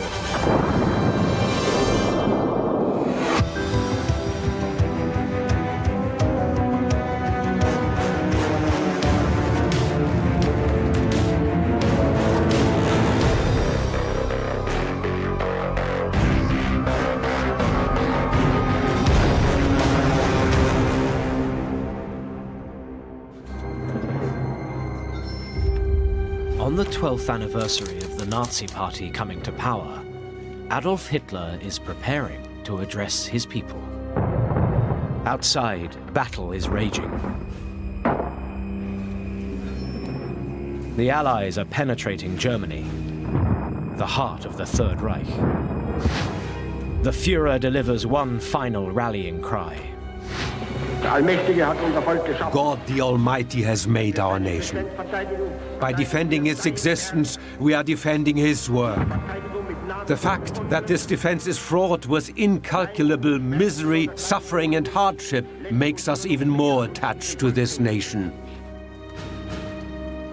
The tone of defiance is the same as ever, but the war is nearly lost. They're fighting a war on 2-3 fronts. They're starved of any natural resources they previously had. Only a complete fanatic such as Hitler would think there was still a chance. This will be the last time the German people hear their Führer's voice. What the public can't see is that Hitler is a mere shadow of the man he once was. At just 55, he's suffering from stomach disorders and twitching spasms. An aged grey wreck of a man, increasingly dependent on a sinister quack, Dr. Theodor Morell. By the turn of the year 44-45, he is a very sick man, Hitler. He's stooped, he's prematurely aged, he's suffering from jaundice, he shakes uncontrollably. At times, his whole body is shook. Other times, it's simply the left side, the left arm particularly. He survives on a cocktail of drugs, which his Dr. Morell gives him. Despite his pitiful condition and the overwhelming military situation, he still clings to the belief he can win. Hitler is completely deluded by this point. I mean, he's so out there, he's clearly insane. There's absolutely no way that the German army, depleted of proper weaponry, machines, and, with a vastly reduced manpower, is going to be able to basically turn back this inevitable collapse. Hitler is pinning his hopes on new miracle weapons. Weapons like the Me-262, the world's first operational jet fighter, capable of nearly 600 miles per hour.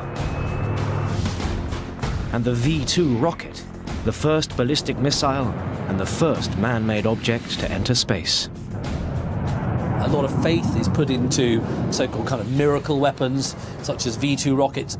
But these aren't game changers. These are weapons that are going to cause some harm, but they're not going to cause the Allies to withdraw from the fight. The jet fighters are produced too late, in too few numbers, and have no impact against the numerically superior Allied air forces. And as German forces retreat, rocket launch sites are captured, preventing them from posing any further threat.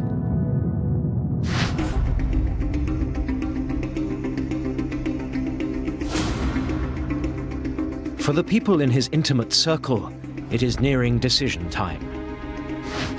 Men like Hermann Göring, the Führer's long-anointed successor, who had been with him since almost the beginning. For Heinrich Himmler, the head of the SS, the driving force behind the Holocaust. And Joseph Goebbels, his propaganda chief. Do they stay and go down with the man they'd all sworn to serve?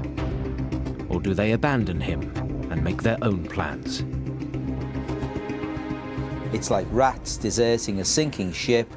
All of the military people want to give up. Most of the cronies around Hitler, with one or two exceptions, Goebbels being the most prominent, think the game is up as well.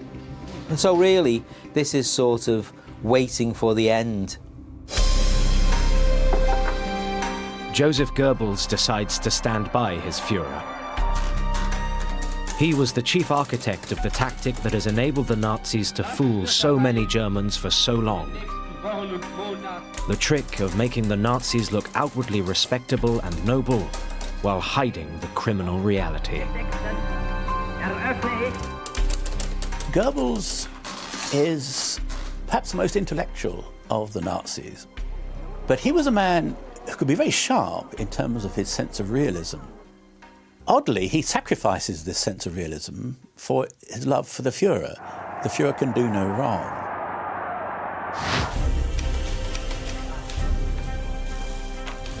Despite the hopeless situation, bombed out cities, food shortages, and fears of the advancing Russian Red Army, Goebbels throws all his energy into one final illusion, his most lavish propaganda piece to date.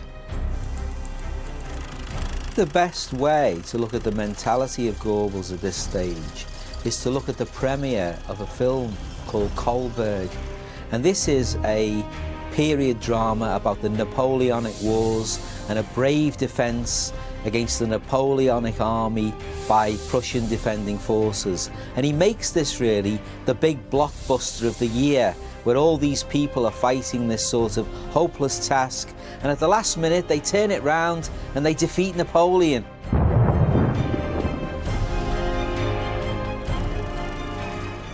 The parallels are obvious. German resistance against the odds. Goebbels is creating an alternative reality. If he can't win the war, then he will win at least the movie. He even pulls troops from the Eastern Front to act as extras.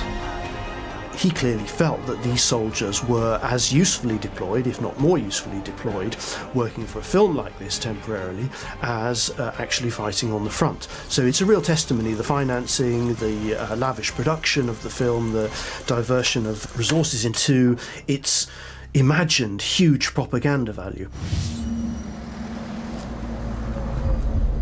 The film finally opens on January 30th, 1945, in a temporary cinema under constant threat of air raids, and screens until the fall of Berlin in May 1945. Almost no one sees it. I think that really sums up the kind of strange world that Goebbels and Hitler occupied at this particular stage. They are the only people who think a film can make any difference to what's going on, and that film doesn't even get distributed around Germany. But in his own strange way, Goebbels is remaining true to his principles. He is unwavering in his loyalty. But for others, like Himmler and Goering, as Germany collapses, they see chances to feather their own nests.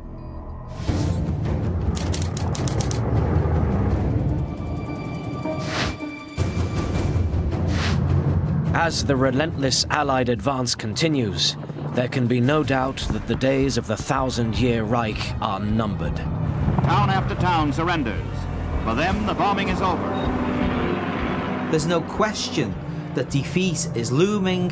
I mean, this is really, Wagner's Gotterdammerung writ large. Here we have a regime that came to power saying that we'll create a 1,000-year Reich, and now, within 12 short years, it's on the edge of catastrophe. By February 1945, 196 Russian divisions are attempting to encircle the capital, Berlin.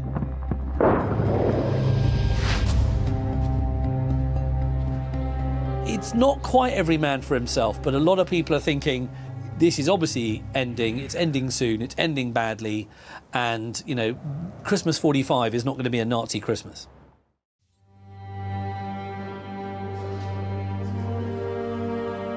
For the circle around the increasingly deluded Hitler, it's time to start making plans for the future. What will become of them when the war is over? This is a criminal regime from top to bottom. Everyone in some way is tainted by this regime and infected by this regime, and there are few in the Nazi elite who think they are going to escape justice here.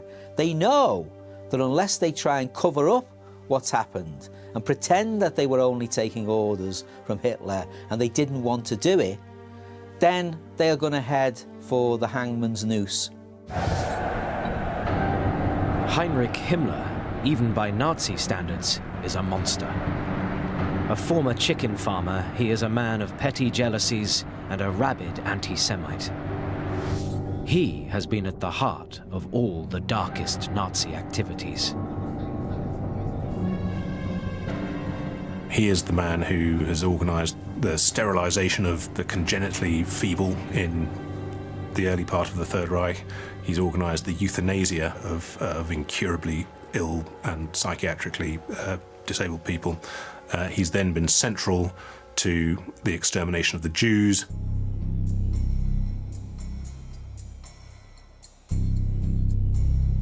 By 1945, his worst crime, the Holocaust, has become public knowledge. Himmler is personally responsible for the systematic state-sponsored murder of over 6 million people. And he knows that unless he does something to turn his personal situation round, he will be at the top of any list of war criminals when the war is over. He's seen in some ways as worse than Hitler. And the horrors of the camps are being realised, and they were Himmler's own particular province.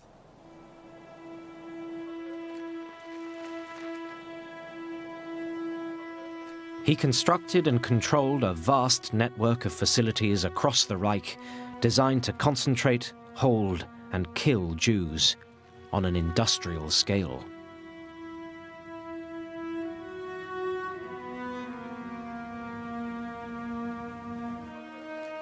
Everyone is thinking, the day of reckoning is coming.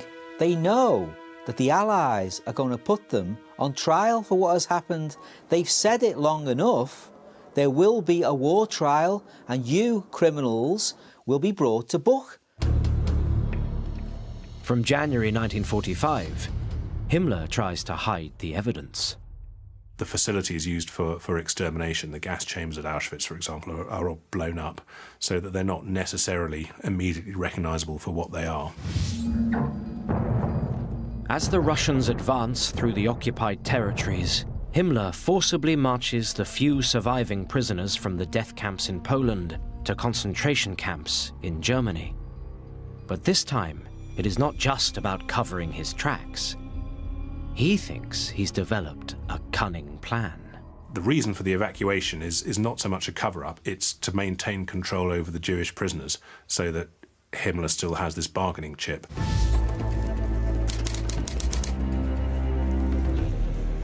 Secretly, he's planning to use the remaining Jews as a means of negotiating a deal for his own survival.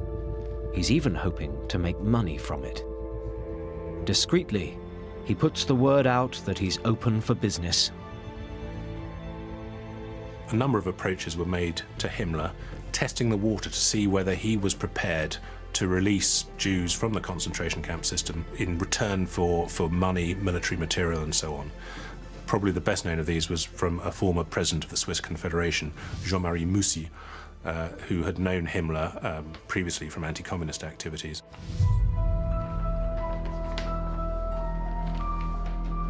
Himmler makes Moussi an offer.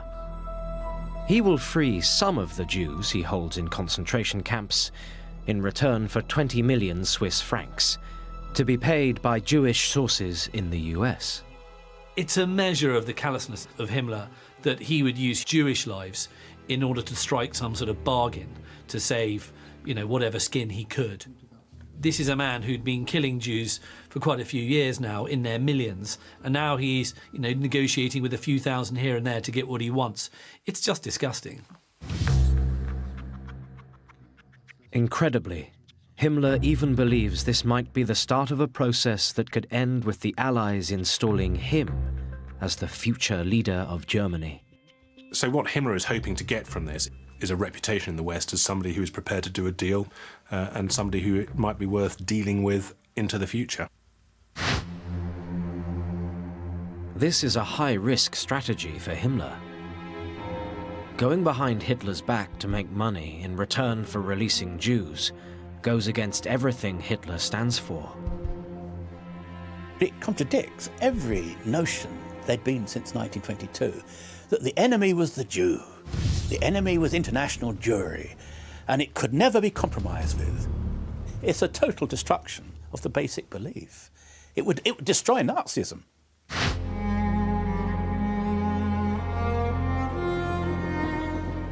Incredibly, the first trainload of 1,700 Jews actually makes it to Switzerland.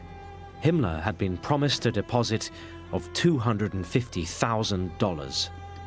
But at this point, news of the plan leaks out, and Himmler has to call the deal off.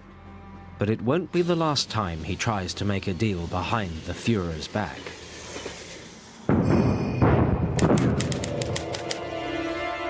As Himmler plots, the military situation continues to deteriorate. Too late to successfully mount any form of serious counterattack or proper defense from the front, Hitler becomes cut off, spending more and more time in his Berlin bunker. The Red Army has marched all across Europe and is now at the very edge of Germany as well. Everything is going to come home to Hitler in that bunker.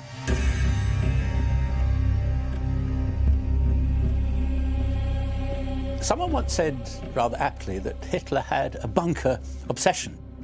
He had bunkers on the Western Front, he had a number on the Eastern Front. He has this idea that the bunker is a salvation. If you hide in the ground, things will get better on top eventually.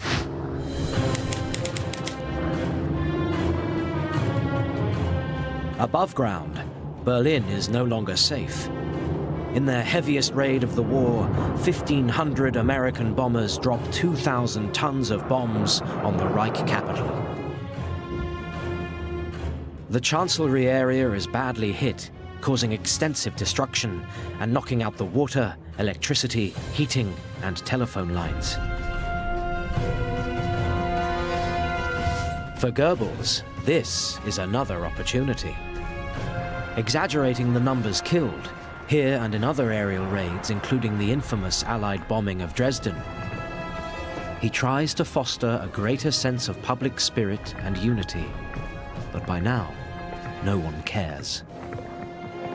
Life in Berlin for ordinary people in the final months of the war becomes extraordinarily difficult. The sheer business of survival, of getting food or basic hygiene, becomes so overwhelming that the strategy for survival is all that people can think about at this time.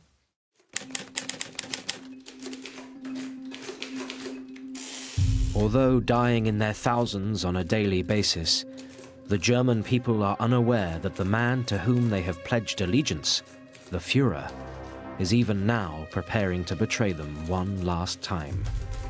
The Nero Decree is this remarkable decision on the part of a very sick man, sick physically and mentally, that if Germany can't come through the war through its own efforts, it must be allowed to be destroyed. Hitler's Nero Decree orders the wholesale destruction of German infrastructure to prevent its use by the encroaching Allies. This isn't simply to deprive the Allies of resources, it's to say Germany did not deserve to survive. It's the idea of going down in flames. If defeat is unavoidable, then everything must be destroyed. The Allies must be left nothing. This action will destroy all hope of the German people having any kind of decent life after he has gone.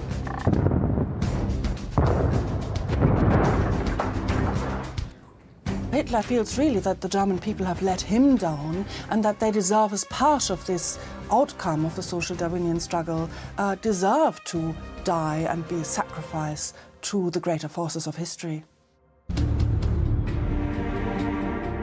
By now, beyond the bunker, the Third Reich is little more than a few isolated pockets in northern Europe, northern Italy, and Germany itself. The rest is under occupation and beyond Hitler's reach. The situation in March and April 1945, in many ways, is completely chaotic. There isn't a coherent national picture anymore. People take very little notice at this stage of what goes on in the bunker, of what Hitler might be thinking.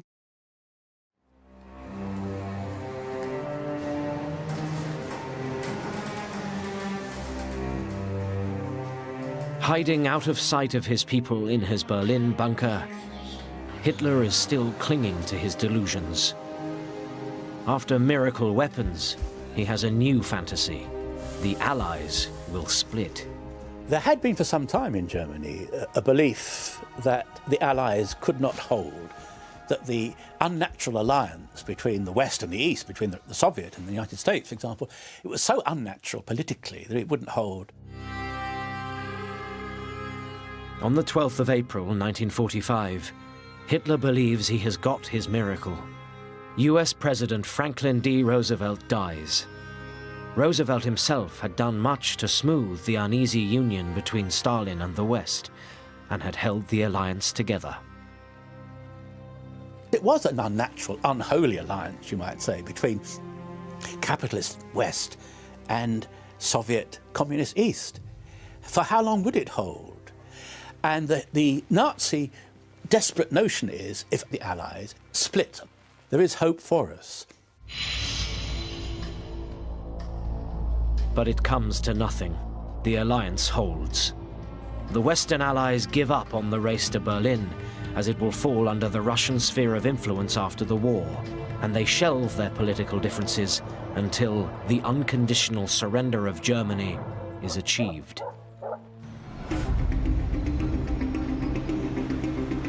The Red Army is closing in.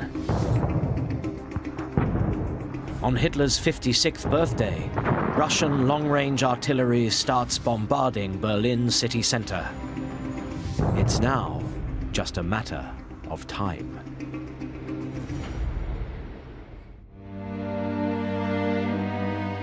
There's a very interesting relationship between Hitler and Goebbels in the last months of the war.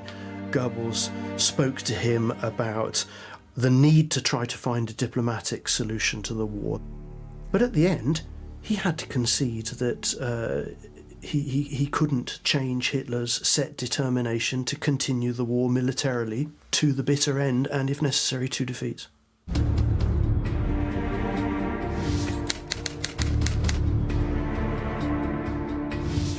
As the Red Army advances on Berlin, preparations are being made for Hitler's 56th birthday.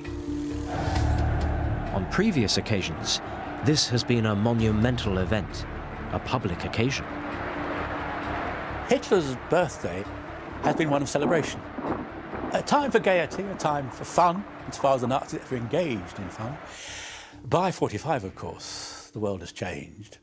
Germany is heading for defeat, and everybody, including Hitler, knows this by his birthday.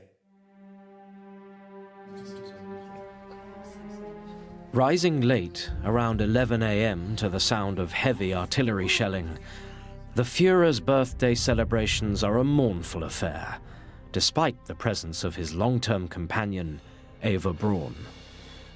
And there's some attempt at jollity. It's all terribly artificial, and there's a deep sense of gloom that hovers over the whole proceedings. But a cake is made for him. He literally plays with soldiers, little toy soldiers that he loved. This bizarre occasion will turn out to be the last great gathering of the Nazi elite. The birthday party is kind of a tragic scene. It's a bit like sort of, you know, people camping around the oxygen tent of a father they don't really like, but they all might get something from his will.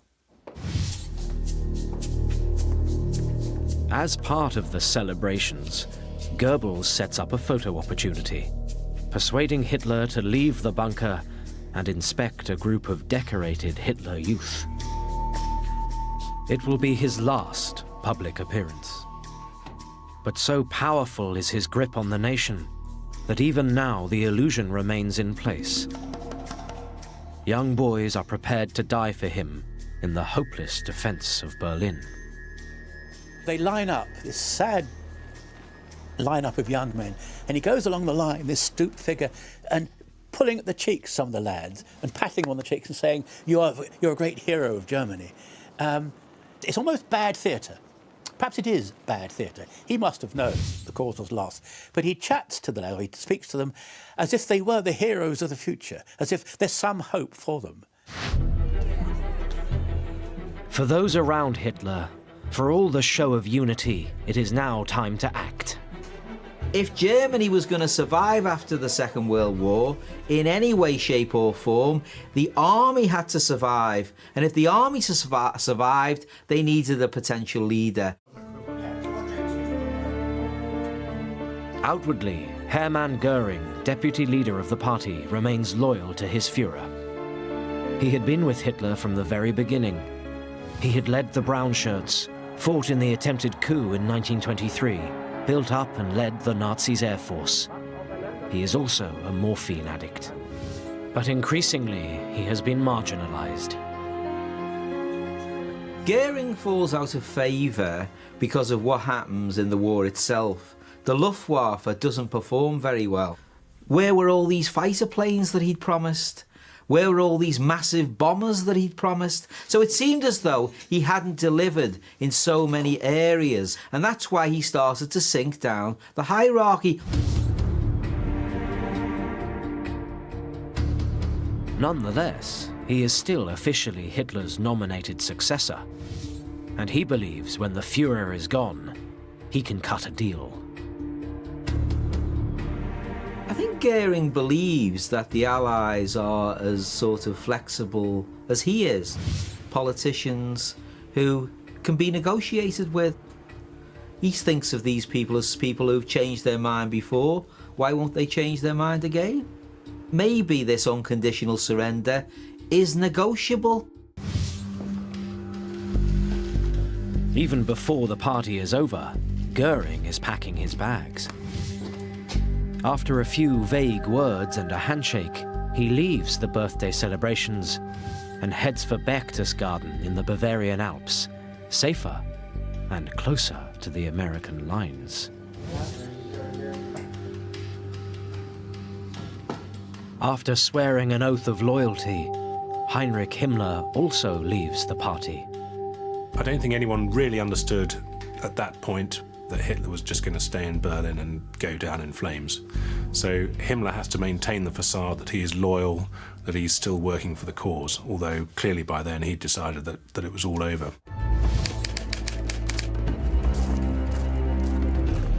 Himmler is in fact pursuing a new angle of negotiation. He has made contact with the vice president of the Swedish Red Cross, Count Folke Bernadotte, and is secretly maneuvering to increase his power and take over. What Bernadotte is looking for is the release of Scandinavian, Western European Jewish prisoners from the concentration camp system. Negotiations, including several face-to-face meetings between Himmler and Bernadotte, take place over the next few weeks, really leading up until the end of April 1945. His plan is to position himself as the reasonable Nazi, the person who the Allies can do business with. He sees only one way out, and that is a negotiated settlement, with himself possibly as the chief negotiator and therefore the leader of the reformed Germany that will emerge.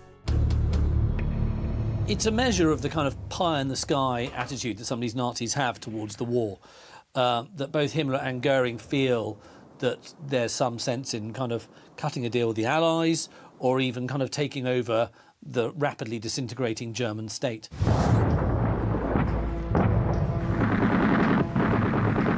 As for Hitler, he is now left in his bunker, completely unaware of the plans being made by his loyal followers.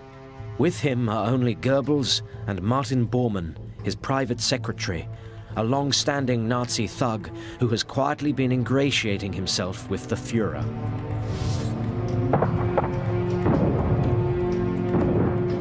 As the war around Berlin continues to rage, discipline in the bunker starts to break down. The scenes within the bunker underneath the Chancellery are a vision out of hell, really. It's crowded, it's sweaty, it's hot. People are kind of disobeying Hitler by kind of smoking rather a lot. There's a lot of drunkenness, and it's a kind of microcosm for the whole kind of madness of what the Third Reich's been about. Living in a bizarre fantasy, Hitler appoints, promotes, and relieves generals at whim. And he lays ludicrous plans for a final decisive victory, to be led by General Steiner, a former SS commander. He puts his faith in two armies, which didn't exist by this time, but he believes they do. And between them, they will form some sort of pincer movement, enclosing themselves around Berlin, breaking the Soviet grip and preventing the Allies coming from the West. It's a total delusion by this time, but he believes in it.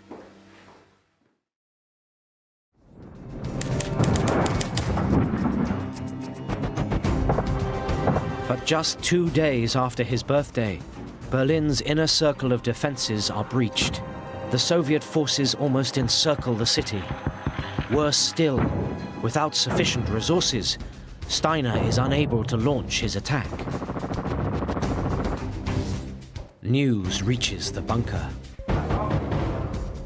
He's told by his generals that the game is completely up, Berlin cannot be defended, and the Red Army will be in the bunker within 24 hours.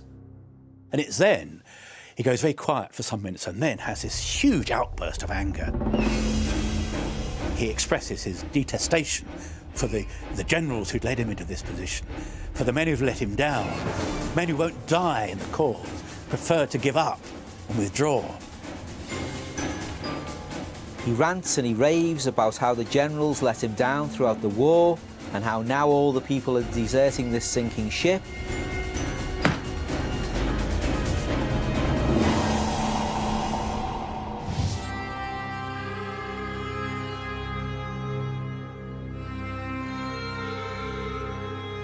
Critically, he also says that everyone might as well go home. he has no further orders. Everyone present takes this as his abdication. Hitler is no longer the Führer. But no one tells the people of Germany. In the streets above the bunker, what's left of the population, young boys and old men, have been called up to continue the increasingly desperate defense of Berlin. There are very strict Führer's orders not to surrender, to fight literally to the last man. And that is, of course, in many ways what does happen in Berlin, where there is street-to-street fighting. Even today, if you walk through Berlin, you can still see bullet holes on many of the buildings from those final days of the war. In Berchtesgaden, news of Hitler's breakdown reaches Goering. He assumes Hitler is now unwilling or incapable of leading the party. The Hitler that he used to know in the early part of the Munich period no longer exists. This is an empty shell of a man. So, on the basis of the long-standing succession law, this means he can take over. He sends a telegram to Hitler saying, look, the game is up, you are trapped in Berlin, for the sake of the German Reich, give me the party officers as your deputy to take over as Führer, and I'll do my best to negotiate our way to the end of this war.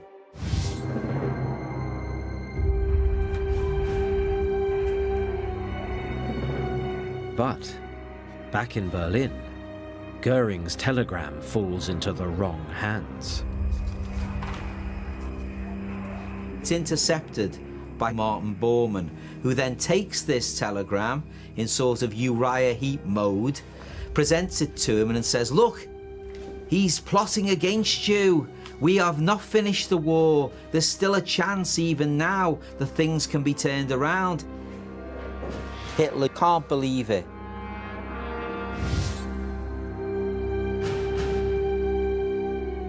Extraordinarily, with the war all but lost, Bormann now sees an opportunity for his own advancement and his chance to take over the Reich. With Goering out of the way, he can win promotion. So he convinces Hitler of Goering's treachery and persuades the Führer to arrest and eject him from the party.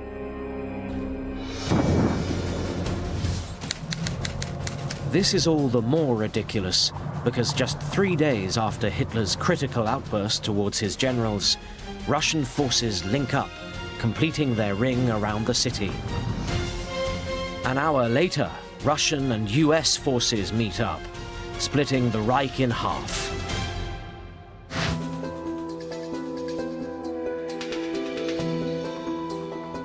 Himmler also hears the news of the Führer's supposed abdication, and through Bernadotte writes a letter to the Western Allies. Himmler puts his cards on the table with Bernadotte that it's all over. He now styles himself the provisional leader of Germany and is hoping for peace with the British and Americans and an alliance against the Soviets. Himmler saw possibility that, as the man in control of the SS and the police, that he could maintain stability within Germany, he could prevent a sort of meltdown. He still saw himself as an important man, that's the key to it, and that he had influence within Germany. But in Stockholm, the letter is leaked to the international press. The negotiations are immediately broken off. The fallout for Himmler of this peace offer emerging is that he is immediately dismissed from all of his posts within the German government. The full extent of Himmler's betrayal is revealed to Hitler. I think it was a big personal blow for Hitler. He had assumed that of all the members of the Nazi hierarchy, Himmler was the one who was least likely to betray him.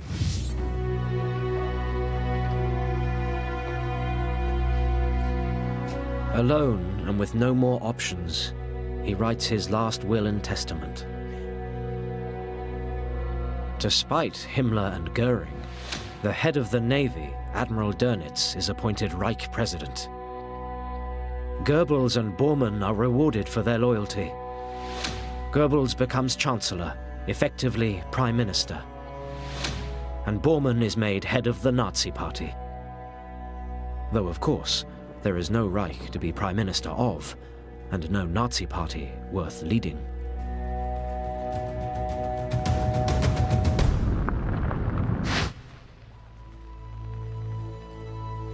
Hitler's final act is to marry his long-standing partner, Eva Braun.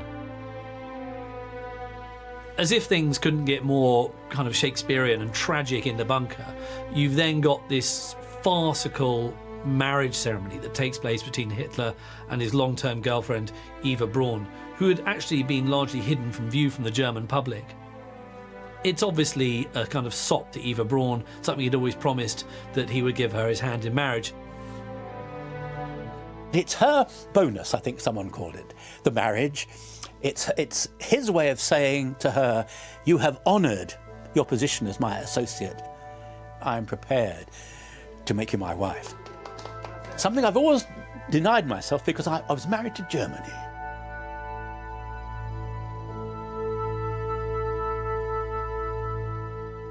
He gives her a kiss in front of his acolytes. He's never done that before. The next day, we see that he has a final meal with his secretaries. He thanks them as well. He moves away. There's a tearful sort of interchange.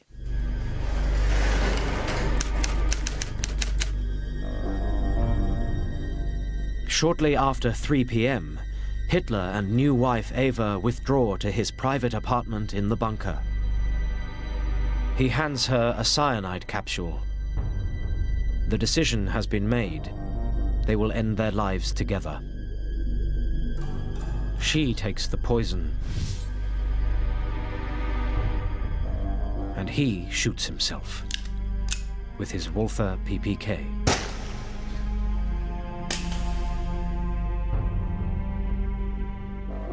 It's a brutal, nasty end, and entirely fitting, frankly.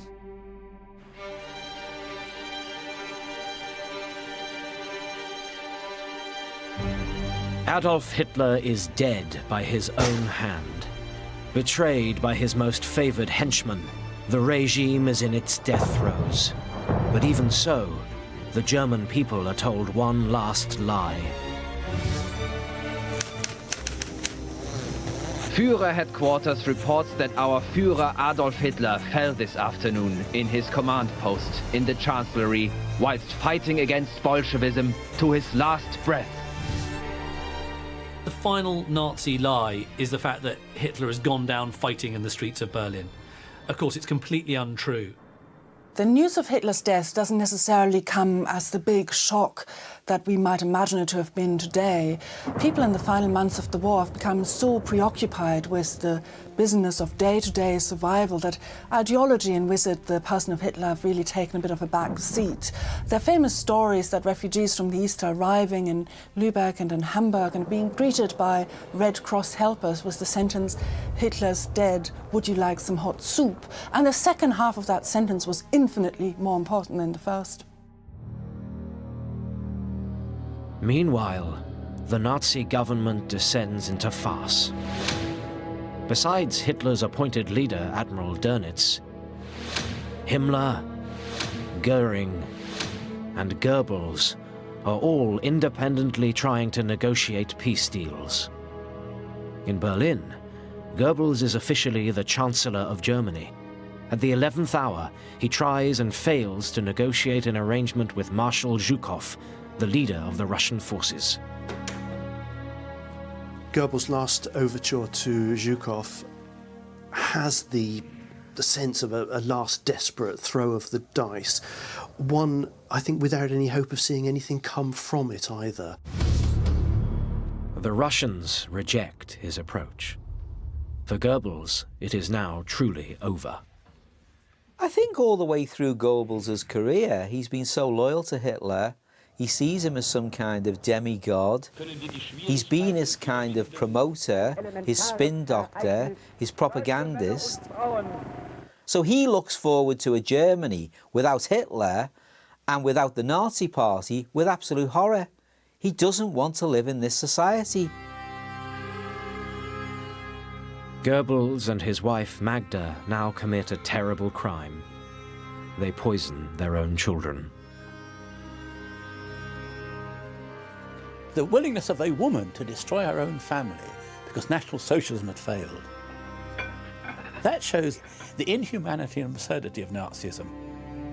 In its death throes, it took down 6 innocent children. Even the lives of the innocent are to be sacrificed. There is no humanity you can turn to once Nazism has failed. With their children dead, they kill themselves.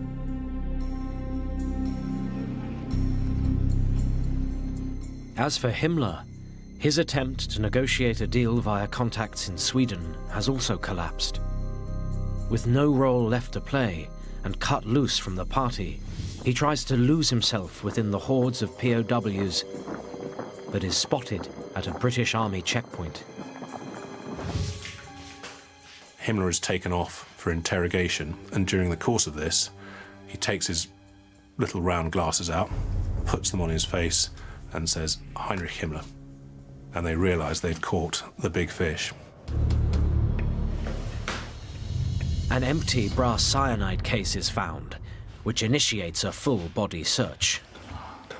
As the doctor goes for his mouth to hold it open, Himmler bit him, stepped back, took the capsule out of his tooth where it had been concealed, bit down on it. In an attempt to flush the cyanide from his body, doctors repeatedly force him to vomit. There's too much poison in his system, and he dies in agony on the floor of a British Army interrogation cell, wearing an old British Army shirt and nothing else.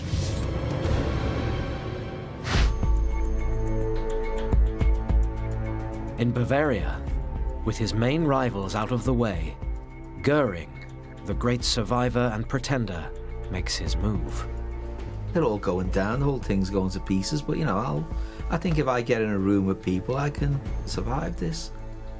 And I think that exemplifies his personality. He felt he was one of life's survivors, that his big personality would get him through. Having drafted a letter to the Supreme Allied Commander, General Dwight D. Eisenhower, he surrenders to the Americans in a blaze of media publicity. Goering expects to be treated with all the courtesy of a head of state. There are some people in this world who, they've got an inner confidence in themselves, you know, and he's one of them. Even his arrest is something of a triumph, isn't it, for this man? And it goes back to this idea of himself as a survivor. He is going to somehow extricate himself from all of this mayhem. He's going to sit around drinking schnapps with the Allied generals, and he's going to say to them, well, you know, all of this wasn't my responsibility, not me. But Eisenhower won't see him, and now he's just another prisoner of war.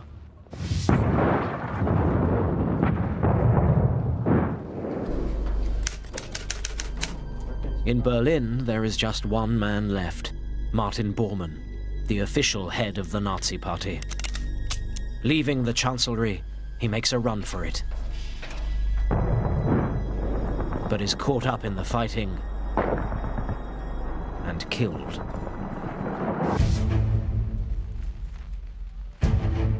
And so the 1,000-year Reich and its criminal leaders meet their fate.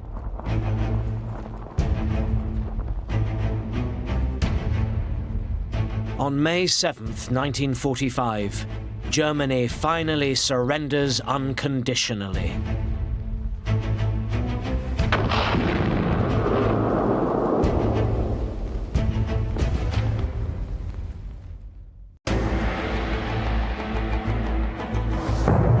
(1945) Germany is defeated.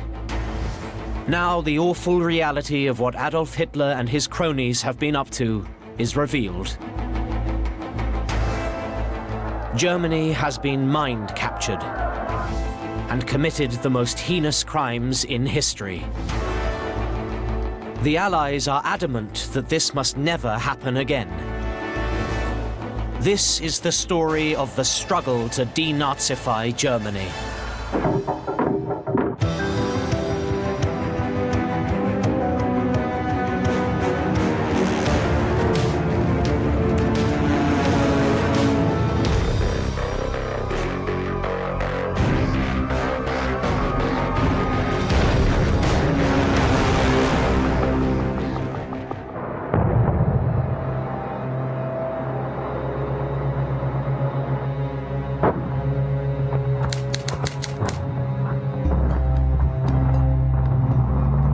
Advancing through Germany, Allied forces make a gruesome discovery. On forward patrol, American soldiers of the US Third Army come across a sight that defies description. They found emaciated prisoners, they found disease, they found starvation. This was a huge shock to see this, but what stuck in the memory, of course, were the corpses.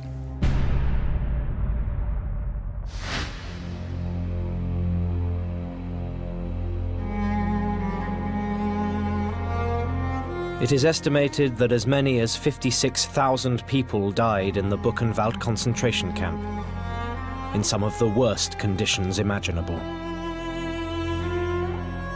It was the second largest concentration camp on German soil. Some 900 children were liberated at Buchenwald, many of them in an absolutely terrible condition. Many of them died shortly afterwards. To put children, some so young as 3 or 4, in these camps and allow them to starve because they were useless eaters, as the SS put it. That was a level of inhumanity that I think shocked many of the Allies in a manner they simply could not come to terms with.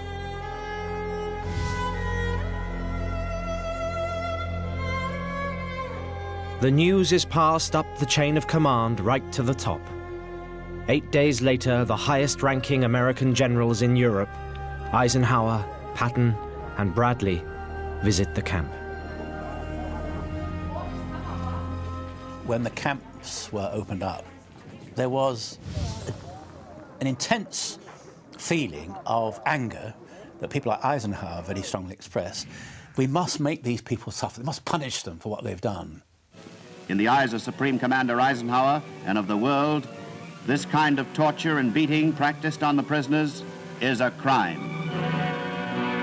He became determined that the world should know about these crimes. He became determined that they should be broadcast. Throughout Germany, the scene of death repeats itself in concentration camps along the path of the Allied advance. Films were made, photographs were taken. And as far as Eisenhower was concerned, it was a crime that the world was never to be allowed to forget, and the Germans never to be allowed to forget. This film shows the first time ordinary Germans are made to confront the horrific reality of what their beloved regime has been up to.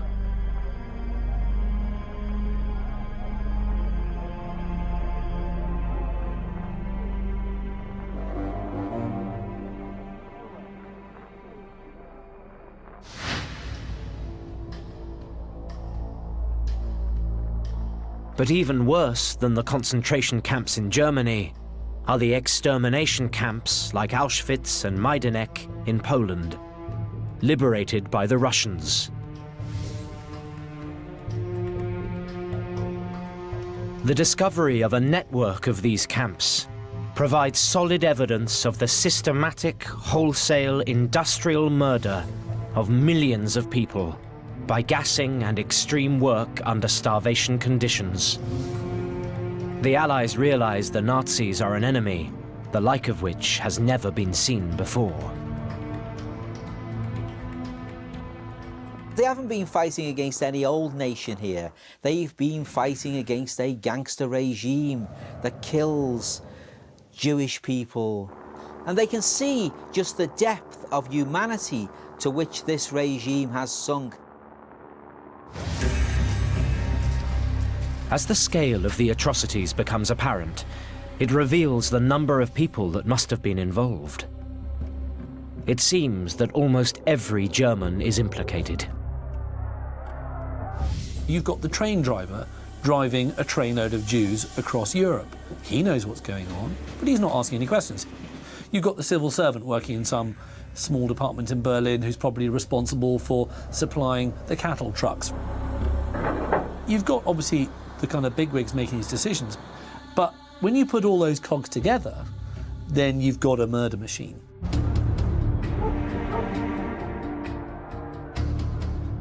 This sophisticated organization illustrates one of the Nazi regime's most insidious skills, making it easy for individuals to be part of this killing machine without feeling personally implicated, even if it was happening on their doorstep. They were sort of turning a blind eye to it. So either they were ignoring it and ignoring all the rumours that were obviously going about, or they knew about it and they were lying about what they knew about. Either way, it's a kind of morally bankrupt position.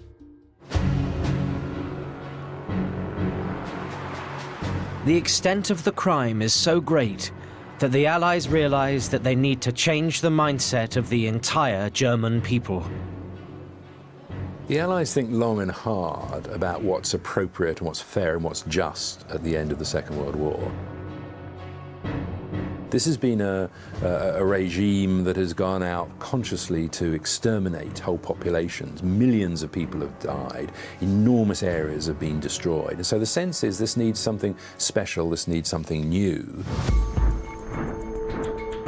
The Allies need to undo years of Nazi indoctrination and prove to the German people that everything they have believed in and been acting on is wrong. The Allies decide that they need to adopt a programme of denazification. They need to re-educate the German people. This is a huge challenge and will take time. The country is under military occupation, governed by regional commanders with differing agendas. A uniform nationwide approach is needed. The Allies decide to implement a three-point plan. First, they abolish the Nazi Party. Crowds gather in the marketplace to hear Allied orders, to read the Allied proclamations disbanding the Nazi Party, Nazi laws and institutions. Secondly, they need to identify its criminal members. Finally, they need to bring its leaders to justice. But this is harder than it seems. Adolf Hitler, the criminal mastermind behind the Third Reich, is dead. Joseph Goebbels, his propaganda minister, also commits suicide. As does Heinrich Himmler, the man responsible for the Holocaust. But they have captured Hermann Göring. He had been with Hitler from the very beginning. He had led the Brown Shirts, fought in the attempted coup in 1923, and built up and led the Nazis' air force. Here is a man known throughout the world as being Hitler's number two. He's been involved in everything. The Gestapo, the Final Solution, everywhere. His finger is in every single pie. Here is the man that they can hold up as one of the chief perpetrators of the whole war crimes machine of the Third Reich.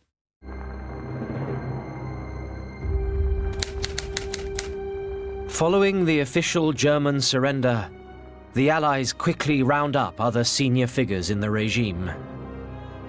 They found representatives of the armed forces. So Keitel, Jodl, who are the senior generals, Dönitz, who had been in charge of the U-boats and then had been briefly Chancellor after Hitler's suicide.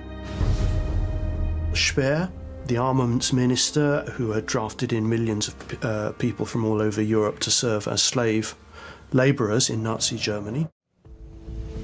They decide to prove to the German people once and for all that their leaders are no more than criminals.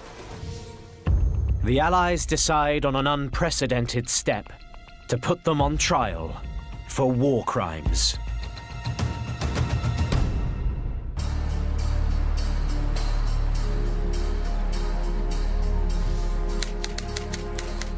By the summer of 1945, the Allies are in full control of defeated Germany. Now they can begin the process of making sure atrocities like the Holocaust never happen again. The German mindset must be cleansed. They need to prove to the public that the Nazi leadership they so trusted and believed in are no more than a common criminal conspiracy.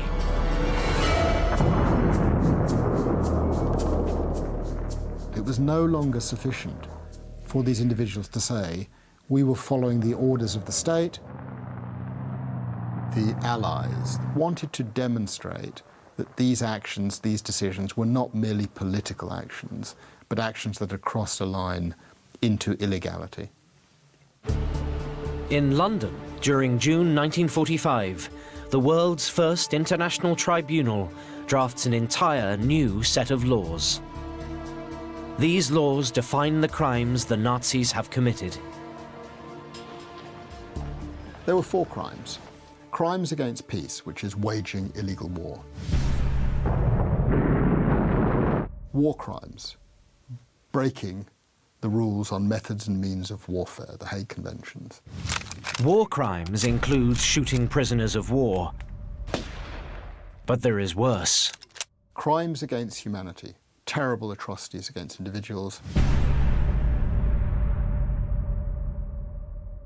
And conspiracy, essentially membership of criminal organizations like the SS. Participation in those organizations, participation in the regime, became a criminal act. What better place to show the world how evil the Nazi regime is than in its propaganda homeland, Nuremberg?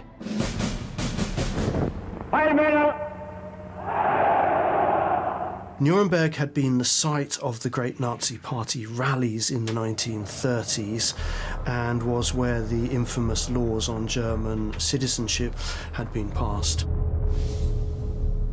In its favor, Nuremberg also has a surviving building suitable enough to house the proceedings. Prelude to the Nuremberg trials. The courtroom is being made ready. The tribunal before which top-ranking Nazis will appear for the war criminal trial. The scarred Palace of Justice with a bit of renovation is an ideal location. This courtroom is temporarily expanded to provide a gallery for 350 representatives of the world's press and seating for 400 members of the public. This will be the venue for the trial of the century.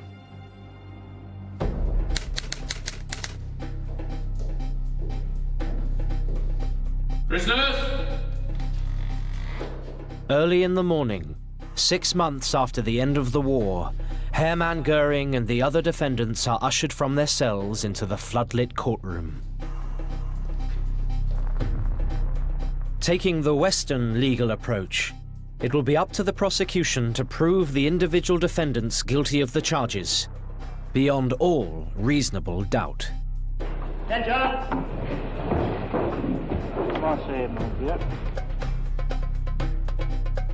Britain's Lord Justice Lawrence addresses the defendants. To plead guilty or not guilty to the charges against them. Bekenne mich im Sinne der Anklage nicht schuldig. Not guilty.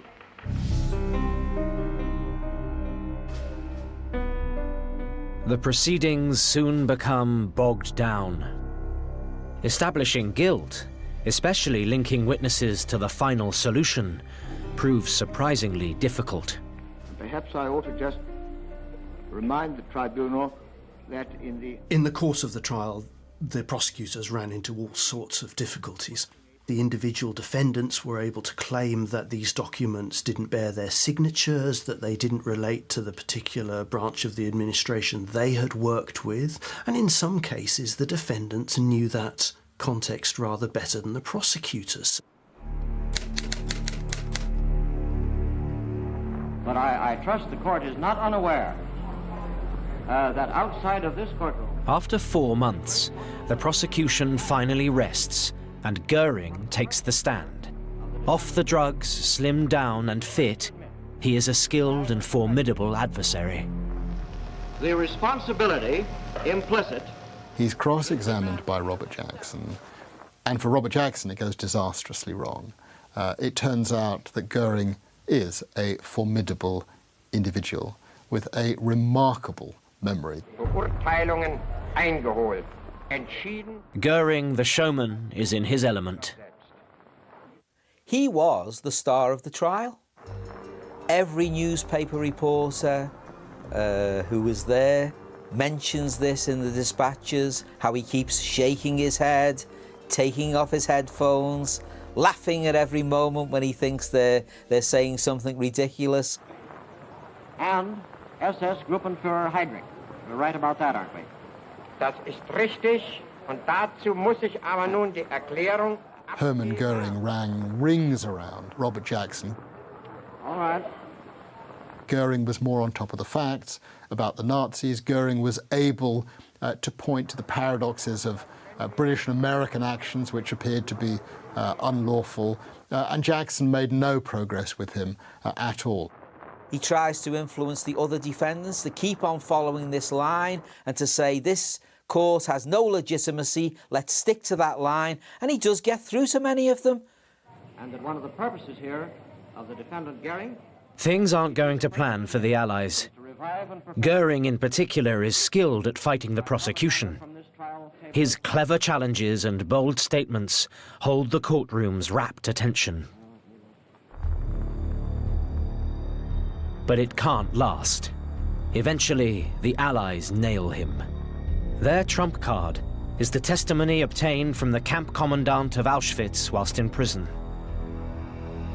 He then tells the court all about the complicity of Goering in the final solution, which of course maps out the slave labour and the killing process of the Jews in Europe.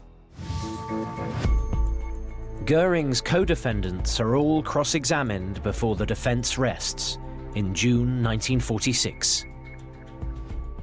The evidence was so overwhelming and so comprehensively proved on the basis of documents and witness testimony and images and video footage that I think there wasn't a hope in hell that the major perpetrators were going to get off.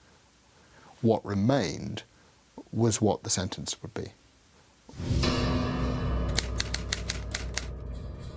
At 3 p.m, in private, away from the glare of the cameras and public, the defendants are returned from the cells to the court to hear the verdicts. As the highest-ranking remaining Nazi, Goering is sentenced to death. Chief of Operations Staff, General Jodl, and his boss, General Keitel, are also condemned to death, along with Foreign Minister von Ribbentrop. For others, it's a prison sentence. Admiral Dönitz, Hitler's official successor, gets 10 years. Armaments Minister Speer gets 20. And former Deputy Führer Rudolf Hess gets life imprisonment. The message to the German public is clear. The people who had led them and who they died for are no more than common criminals. But Goering has no intention of making it easy for the Allies. With his fate sealed, he faces two final decisions: how and when he will die.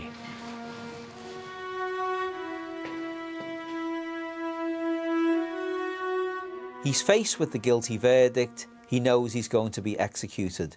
He even tries to negotiate his form of execution. He says that as a military man, he should face a firing squad and not be hung. But the Allies insist he be hanged.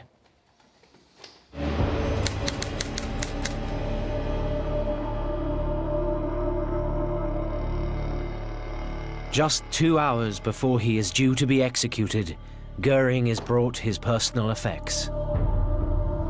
Amongst his toiletries is a jar of hair cream.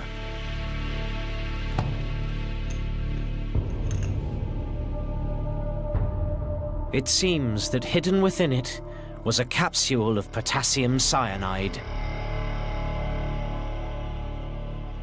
At 10 minutes to 11, the last of the Nazi leaders takes his own life. He escapes the hangman right at the 11th hour. Right to the very end, he's a survivor and he leaves the earth on his own terms. Even so, Phase 1 of denazification is successfully completed. The Nazi leadership have been dealt with. But now the Allies face a much bigger problem. How do you denazify 70 million Germans?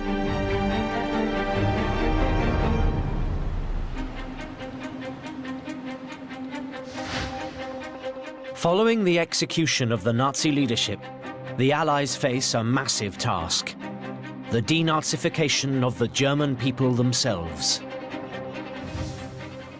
The point about Nazism is that it overtook every facet of life, so it was almost impossible to avoid in some way being associated with Nazism.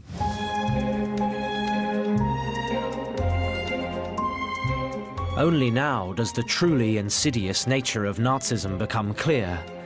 It pervades all aspects of life, from birth, through marriage, and into death.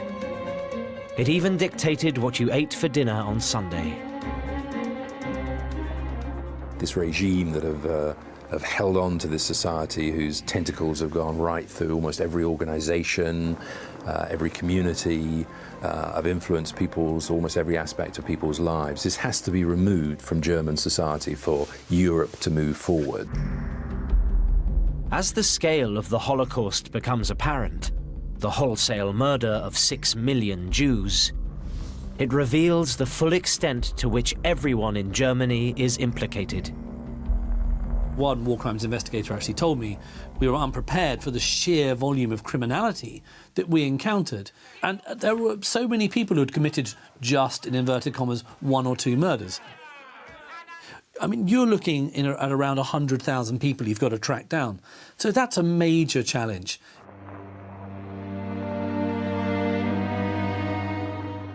An obvious place to look is within the military, but that also presents a problem. By the end of the war, 5 million German soldiers are POWs, held in temporary camps in appalling conditions across Europe, waiting to be processed. Prisoners are interviewed. The interviews are analyzed, and a check is maintained on the trends of German morale. Right through 1945, particularly through the summer of 1945, there is a process of vetting going on. And in all of the Allied prisoner of war camps, there was an attempt to screen these millions of people and to sift out from amongst them those who were potentially war criminals and should be subject to some kind of legal process. Even capture cannot shake the arrogant faith in the Nazi creed that's been bred in them from childhood. You've had this criminal mentality that's overtaken a nation, and you need to eradicate it. And what you can't do is allow the idea of Nazism to be involved in public life at all.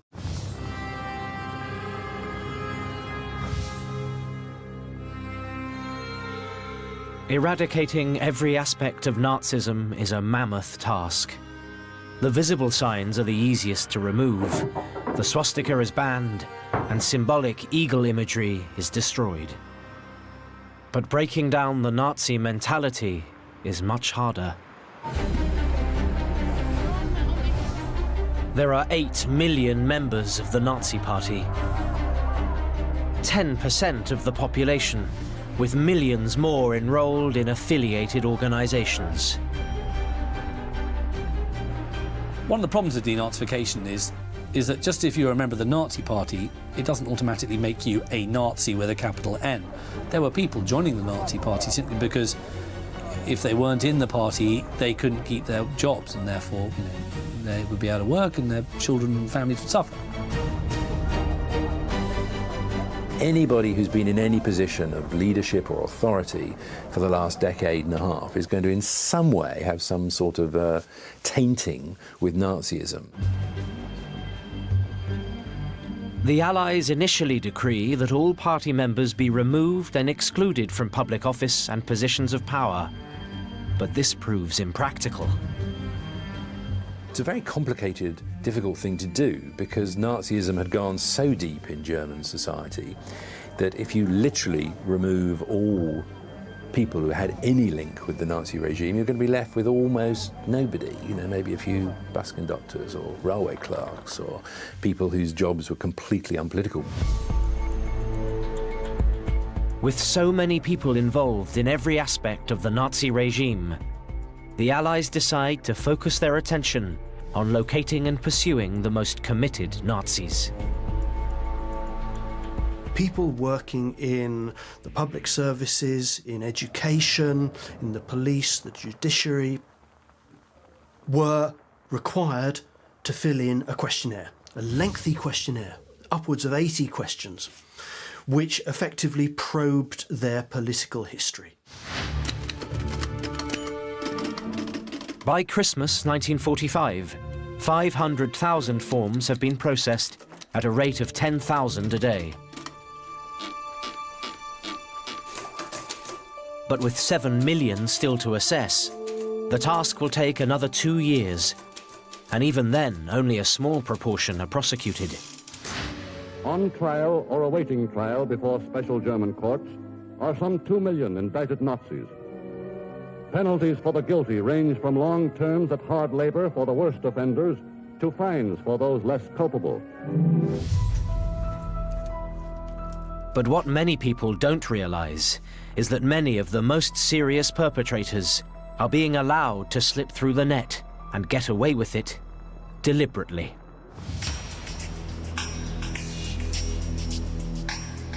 As denazification progresses, the Allies discover they have more important issues to deal with. It becomes increasingly apparent that Nazis are yesterday's enemy. There's a new enemy to the east, and if you're a Russian, you've got a new enemy to the west.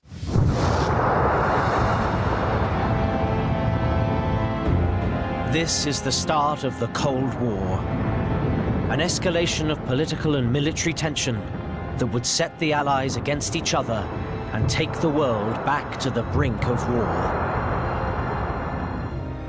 I mean, the Cold War pretty much starts, you could argue, on the 9th of May 45, the day after the collapse.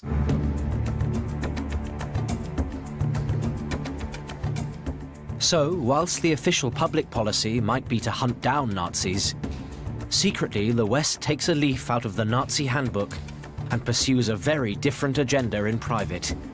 They actually seek them out and protect them.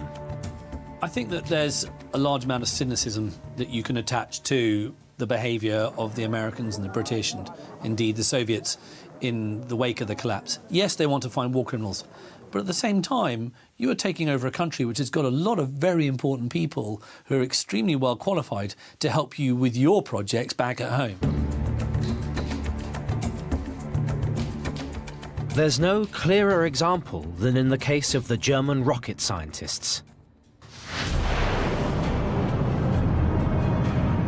The extraordinary rocket program that the Germans developed from the mid-30s onwards is led by a young aristocrat, a man called Wernher von Braun. And he has the science and the leadership powers to drive a community of very brilliant scientists really into the future, into the next generation of science. Wernher von Braun's weapons, the V-1 flying bomb and V-2 rocket, had terrified London, killing over 15,000 civilians and damaging up to 20,000 houses a day at the height of the campaign. His V-2 is capable of more than 5 times the speed of sound. Once launched, there are no effective countermeasures. This technology is far in advance of anything the Allies have. In 1942, one of their rockets is even the first man-made artifact to reach space. A landmark moment for mankind. Rockets are the future. Rockets are the future militarily, as well as in terms of space exploration. And a man of von Braun's qualifications, expertise, and success could not be dismissed lightly. And the Americans want him. The problem is that by anyone's standards, von Braun and his fellow rocket scientists are committed Nazis and are clearly guilty of crimes against humanity. Von Braun, who had a very black record in terms of his morality,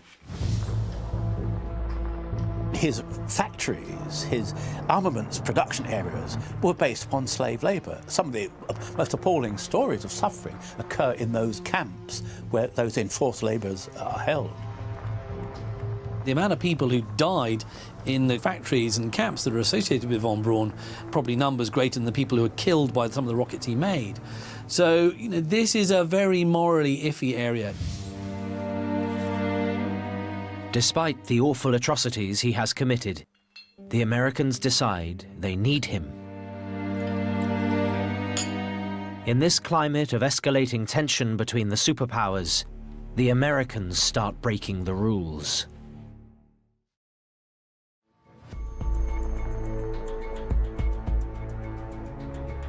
"765 top scientists and engineers from Hitler's military research programs are whisked away to America without undergoing any process of denazification. This is part of the top-secret Operation Paperclip." And so a cover or a partial curtain is drawn over the background of some of those arrested. If they can be of use to the Allies individually, then the denazification policy won't be followed through 100%. But there are complications. Officially, US law prohibits any Nazis from entering America.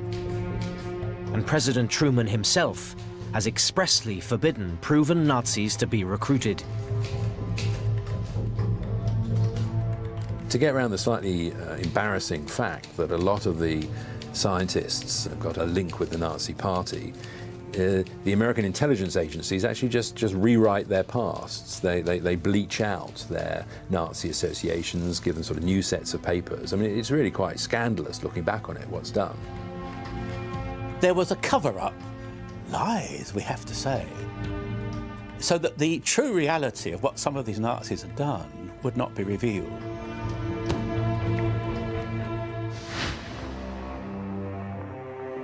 With his record wiped clean, Werner von Braun becomes something of a celebrity in America.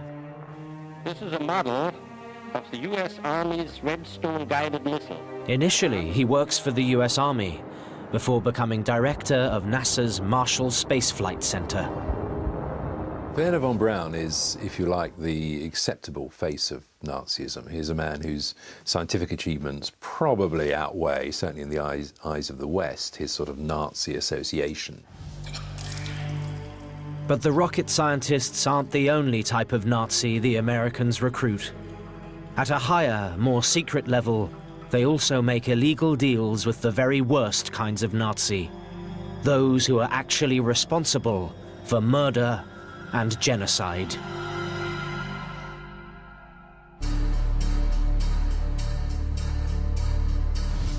At the end of the war, the West is committed to eradicating Nazism and hunting down all war criminals. But the advent of the Cold War and mounting tensions between East and West starts to shift the focus of the Allies. There was never a total commitment to denazification. Perhaps there should have been in moral terms, but there wasn't. And the politics tells us why. The Soviet and the West are at loggerheads. Germany becomes the front line in this new conflict between East and West. The division of Germany is agreed upon. Troops of the United States, Britain, and France are to occupy the western portion of the country. The Soviet Union, the eastern portion. These zones, separately controlled by the Allies, create a hotbed of intrigue and espionage, fueling an atmosphere of suspicion. The Soviet zone encircles Berlin, which itself becomes a divided city, creating far-reaching problems for the occupying troops.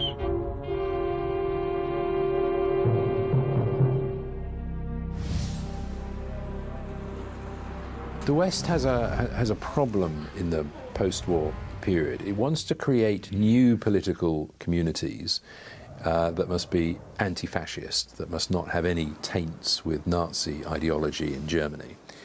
But they also, of course, want leaders who are going to be anti-communist. The rapid transformation of Stalin from Uncle Joe to the Red Soviet menace leaves the Western Allies scrambling for intelligence on their new enemy. We genuinely felt that the Soviet Union represented a threat to our existence, and ultimately you're going to use whoever you can to gain information about the new enemy.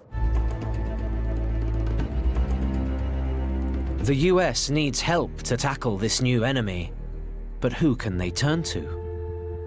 The only people who have got knowledge of how the communists operate, who've got a determined anti-communist position, are the old Nazis, who are the only people who have the authority and the knowledge to counter the Soviet communist position. The Nazis' long-standing hatred of communism had led them to gather data files on the Red Army. They know how the communists operate. What is more, they are used to tracking down and infiltrating Soviet intelligence cells. They've been doing it for 15 years, and already have agents in place to spy for them. They've got a picture of Soviet politics and Soviet decision-making that a lot of people in Britain and America just don't have. That's a sort of big area of ignorance in the West. To acquire this vital new intelligence, the Americans need to recruit from the very worst Nazi agencies. They need people from the Gestapo and SS. Amongst those they recruit is former Gestapo officer Klaus Barbie. Barbie was a career Nazi with a brutal streak. As a boy, he had joined the Hitler Youth. Barbie's Nazi career then flourished. Firstly, he joined Hitler's elite SS, perfect specimens of the master race, hand-picked for their hatred of Jews and extreme fanaticism. Before moving into the Gestapo, the Nazis' dreaded secret police. If you wanted to think of the classic kind of comic book pantomime Gestapo officer, Klaus Barbie's going to fit the bill. He ended up performing absolutely foul acts of brutality on men, women and children in the names of trying to extract information. At just 29, Barbie is a brutal, sadistic killer who laughs whilst personally torturing and murdering prisoners. In France, he became known as the Butcher of Lyon, actively participating in the worst crime of all, the Holocaust. This is an absolute prima facie war criminal.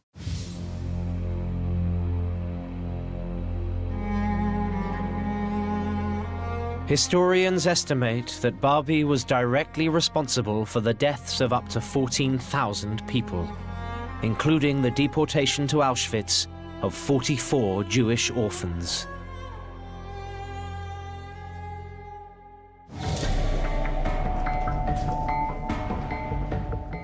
But Klaus Barbie has also been specially trained in counter-espionage, skills he's honed, amongst others, on the Russians. These same skills in infiltrating communist networks make him and others like him hugely attractive to the Americans. You know, the world changes very, very quickly, and what someone like Klaus Barbie is very good at doing is recognising that, you know, the tables have turned.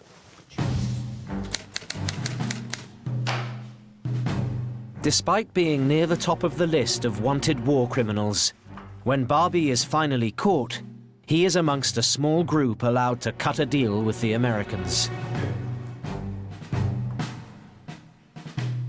He's the sort of the ugly face of the Nazi regime. But he knows things, and he has information, and he has contacts that are of use to the West. So without anybody wanting to shout this from the rooftops, he becomes one of those people who the British and then the American intelligence services use as a way in to the Soviet networks in Germany.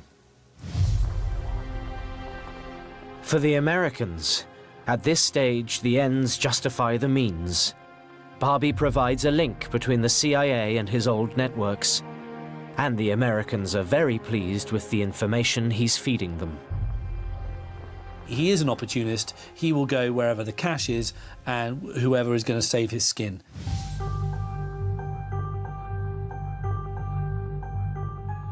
But in June 1949, the truth comes out.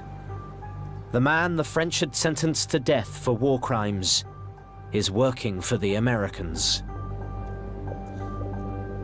By 1950, the writing's on the wall for Barbie's usefulness as an agent, and it's proving very embarrassing to the Americans to have someone who's committed some pretty bestial and heinous acts on their payroll. But rather than hand him over to be tried for war crimes, US intelligence opts for a conspiracy plan straight out of the Nazi handbook. What the Americans decide to do is they think they'll send him down what has now become called the rat line.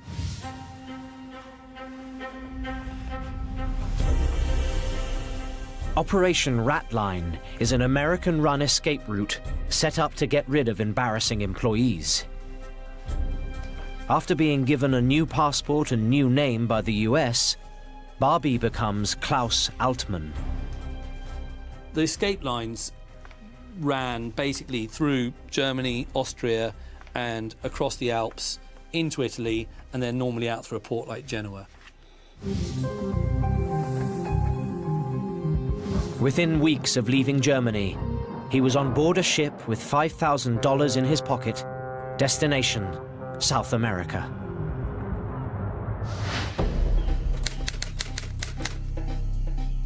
It will be 32 years before he is seen in the West again.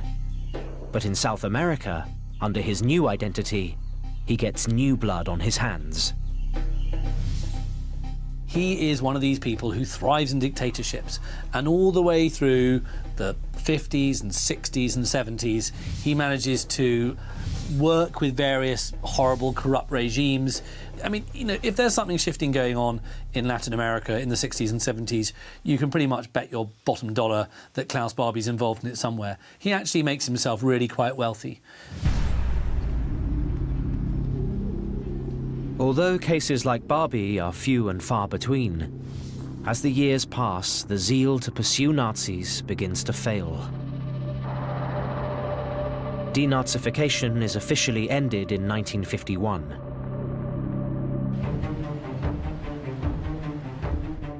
Disgusted at how reluctant the authorities have become, increasingly it is down to individuals to take matters into their own hands.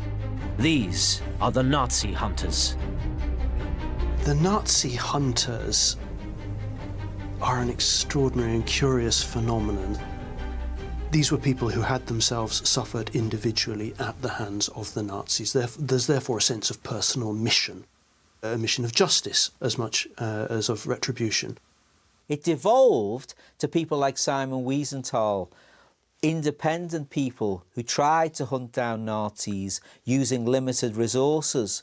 And really, that just shows you how little there was of a Nazi hunting mentality amongst the Allies. It was sort of, let's forget about it, don't mention the war.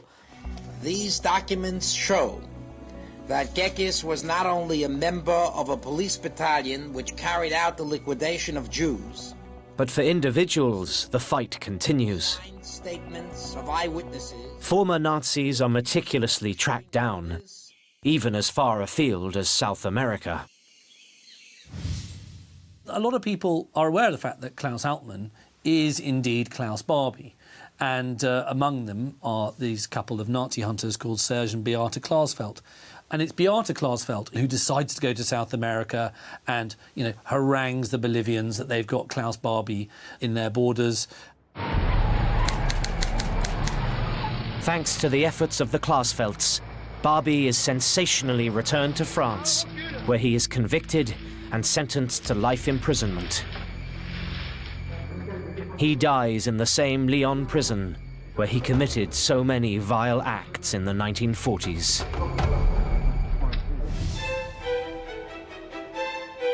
Although never simple, and at times morally questionable, denazification wasn't a sham. It did succeed. Its best testament is to look at what Germany is like today.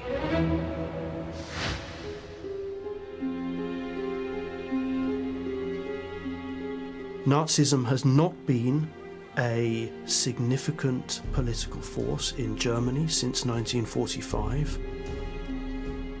There's been a sort of massive change in the way that Germany deals with the Third Reich. They are now facing up to their past.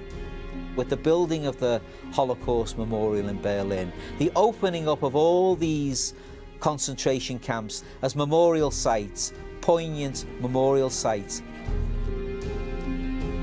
Germany has in fact embraced democracy and pluralism and individual freedoms with a degree of zest and commitment which puts other countries to shame. Ultimately, denazification did succeed in Germany. Those that had been mind-captured had their eyes opened. The Nazis had used lies and deceit at a time of economic crisis to seduce ordinary people into committing heinous crimes. By seizing power, a small group of criminals were ultimately responsible for the death of over 40 million people. This remains a warning to us all.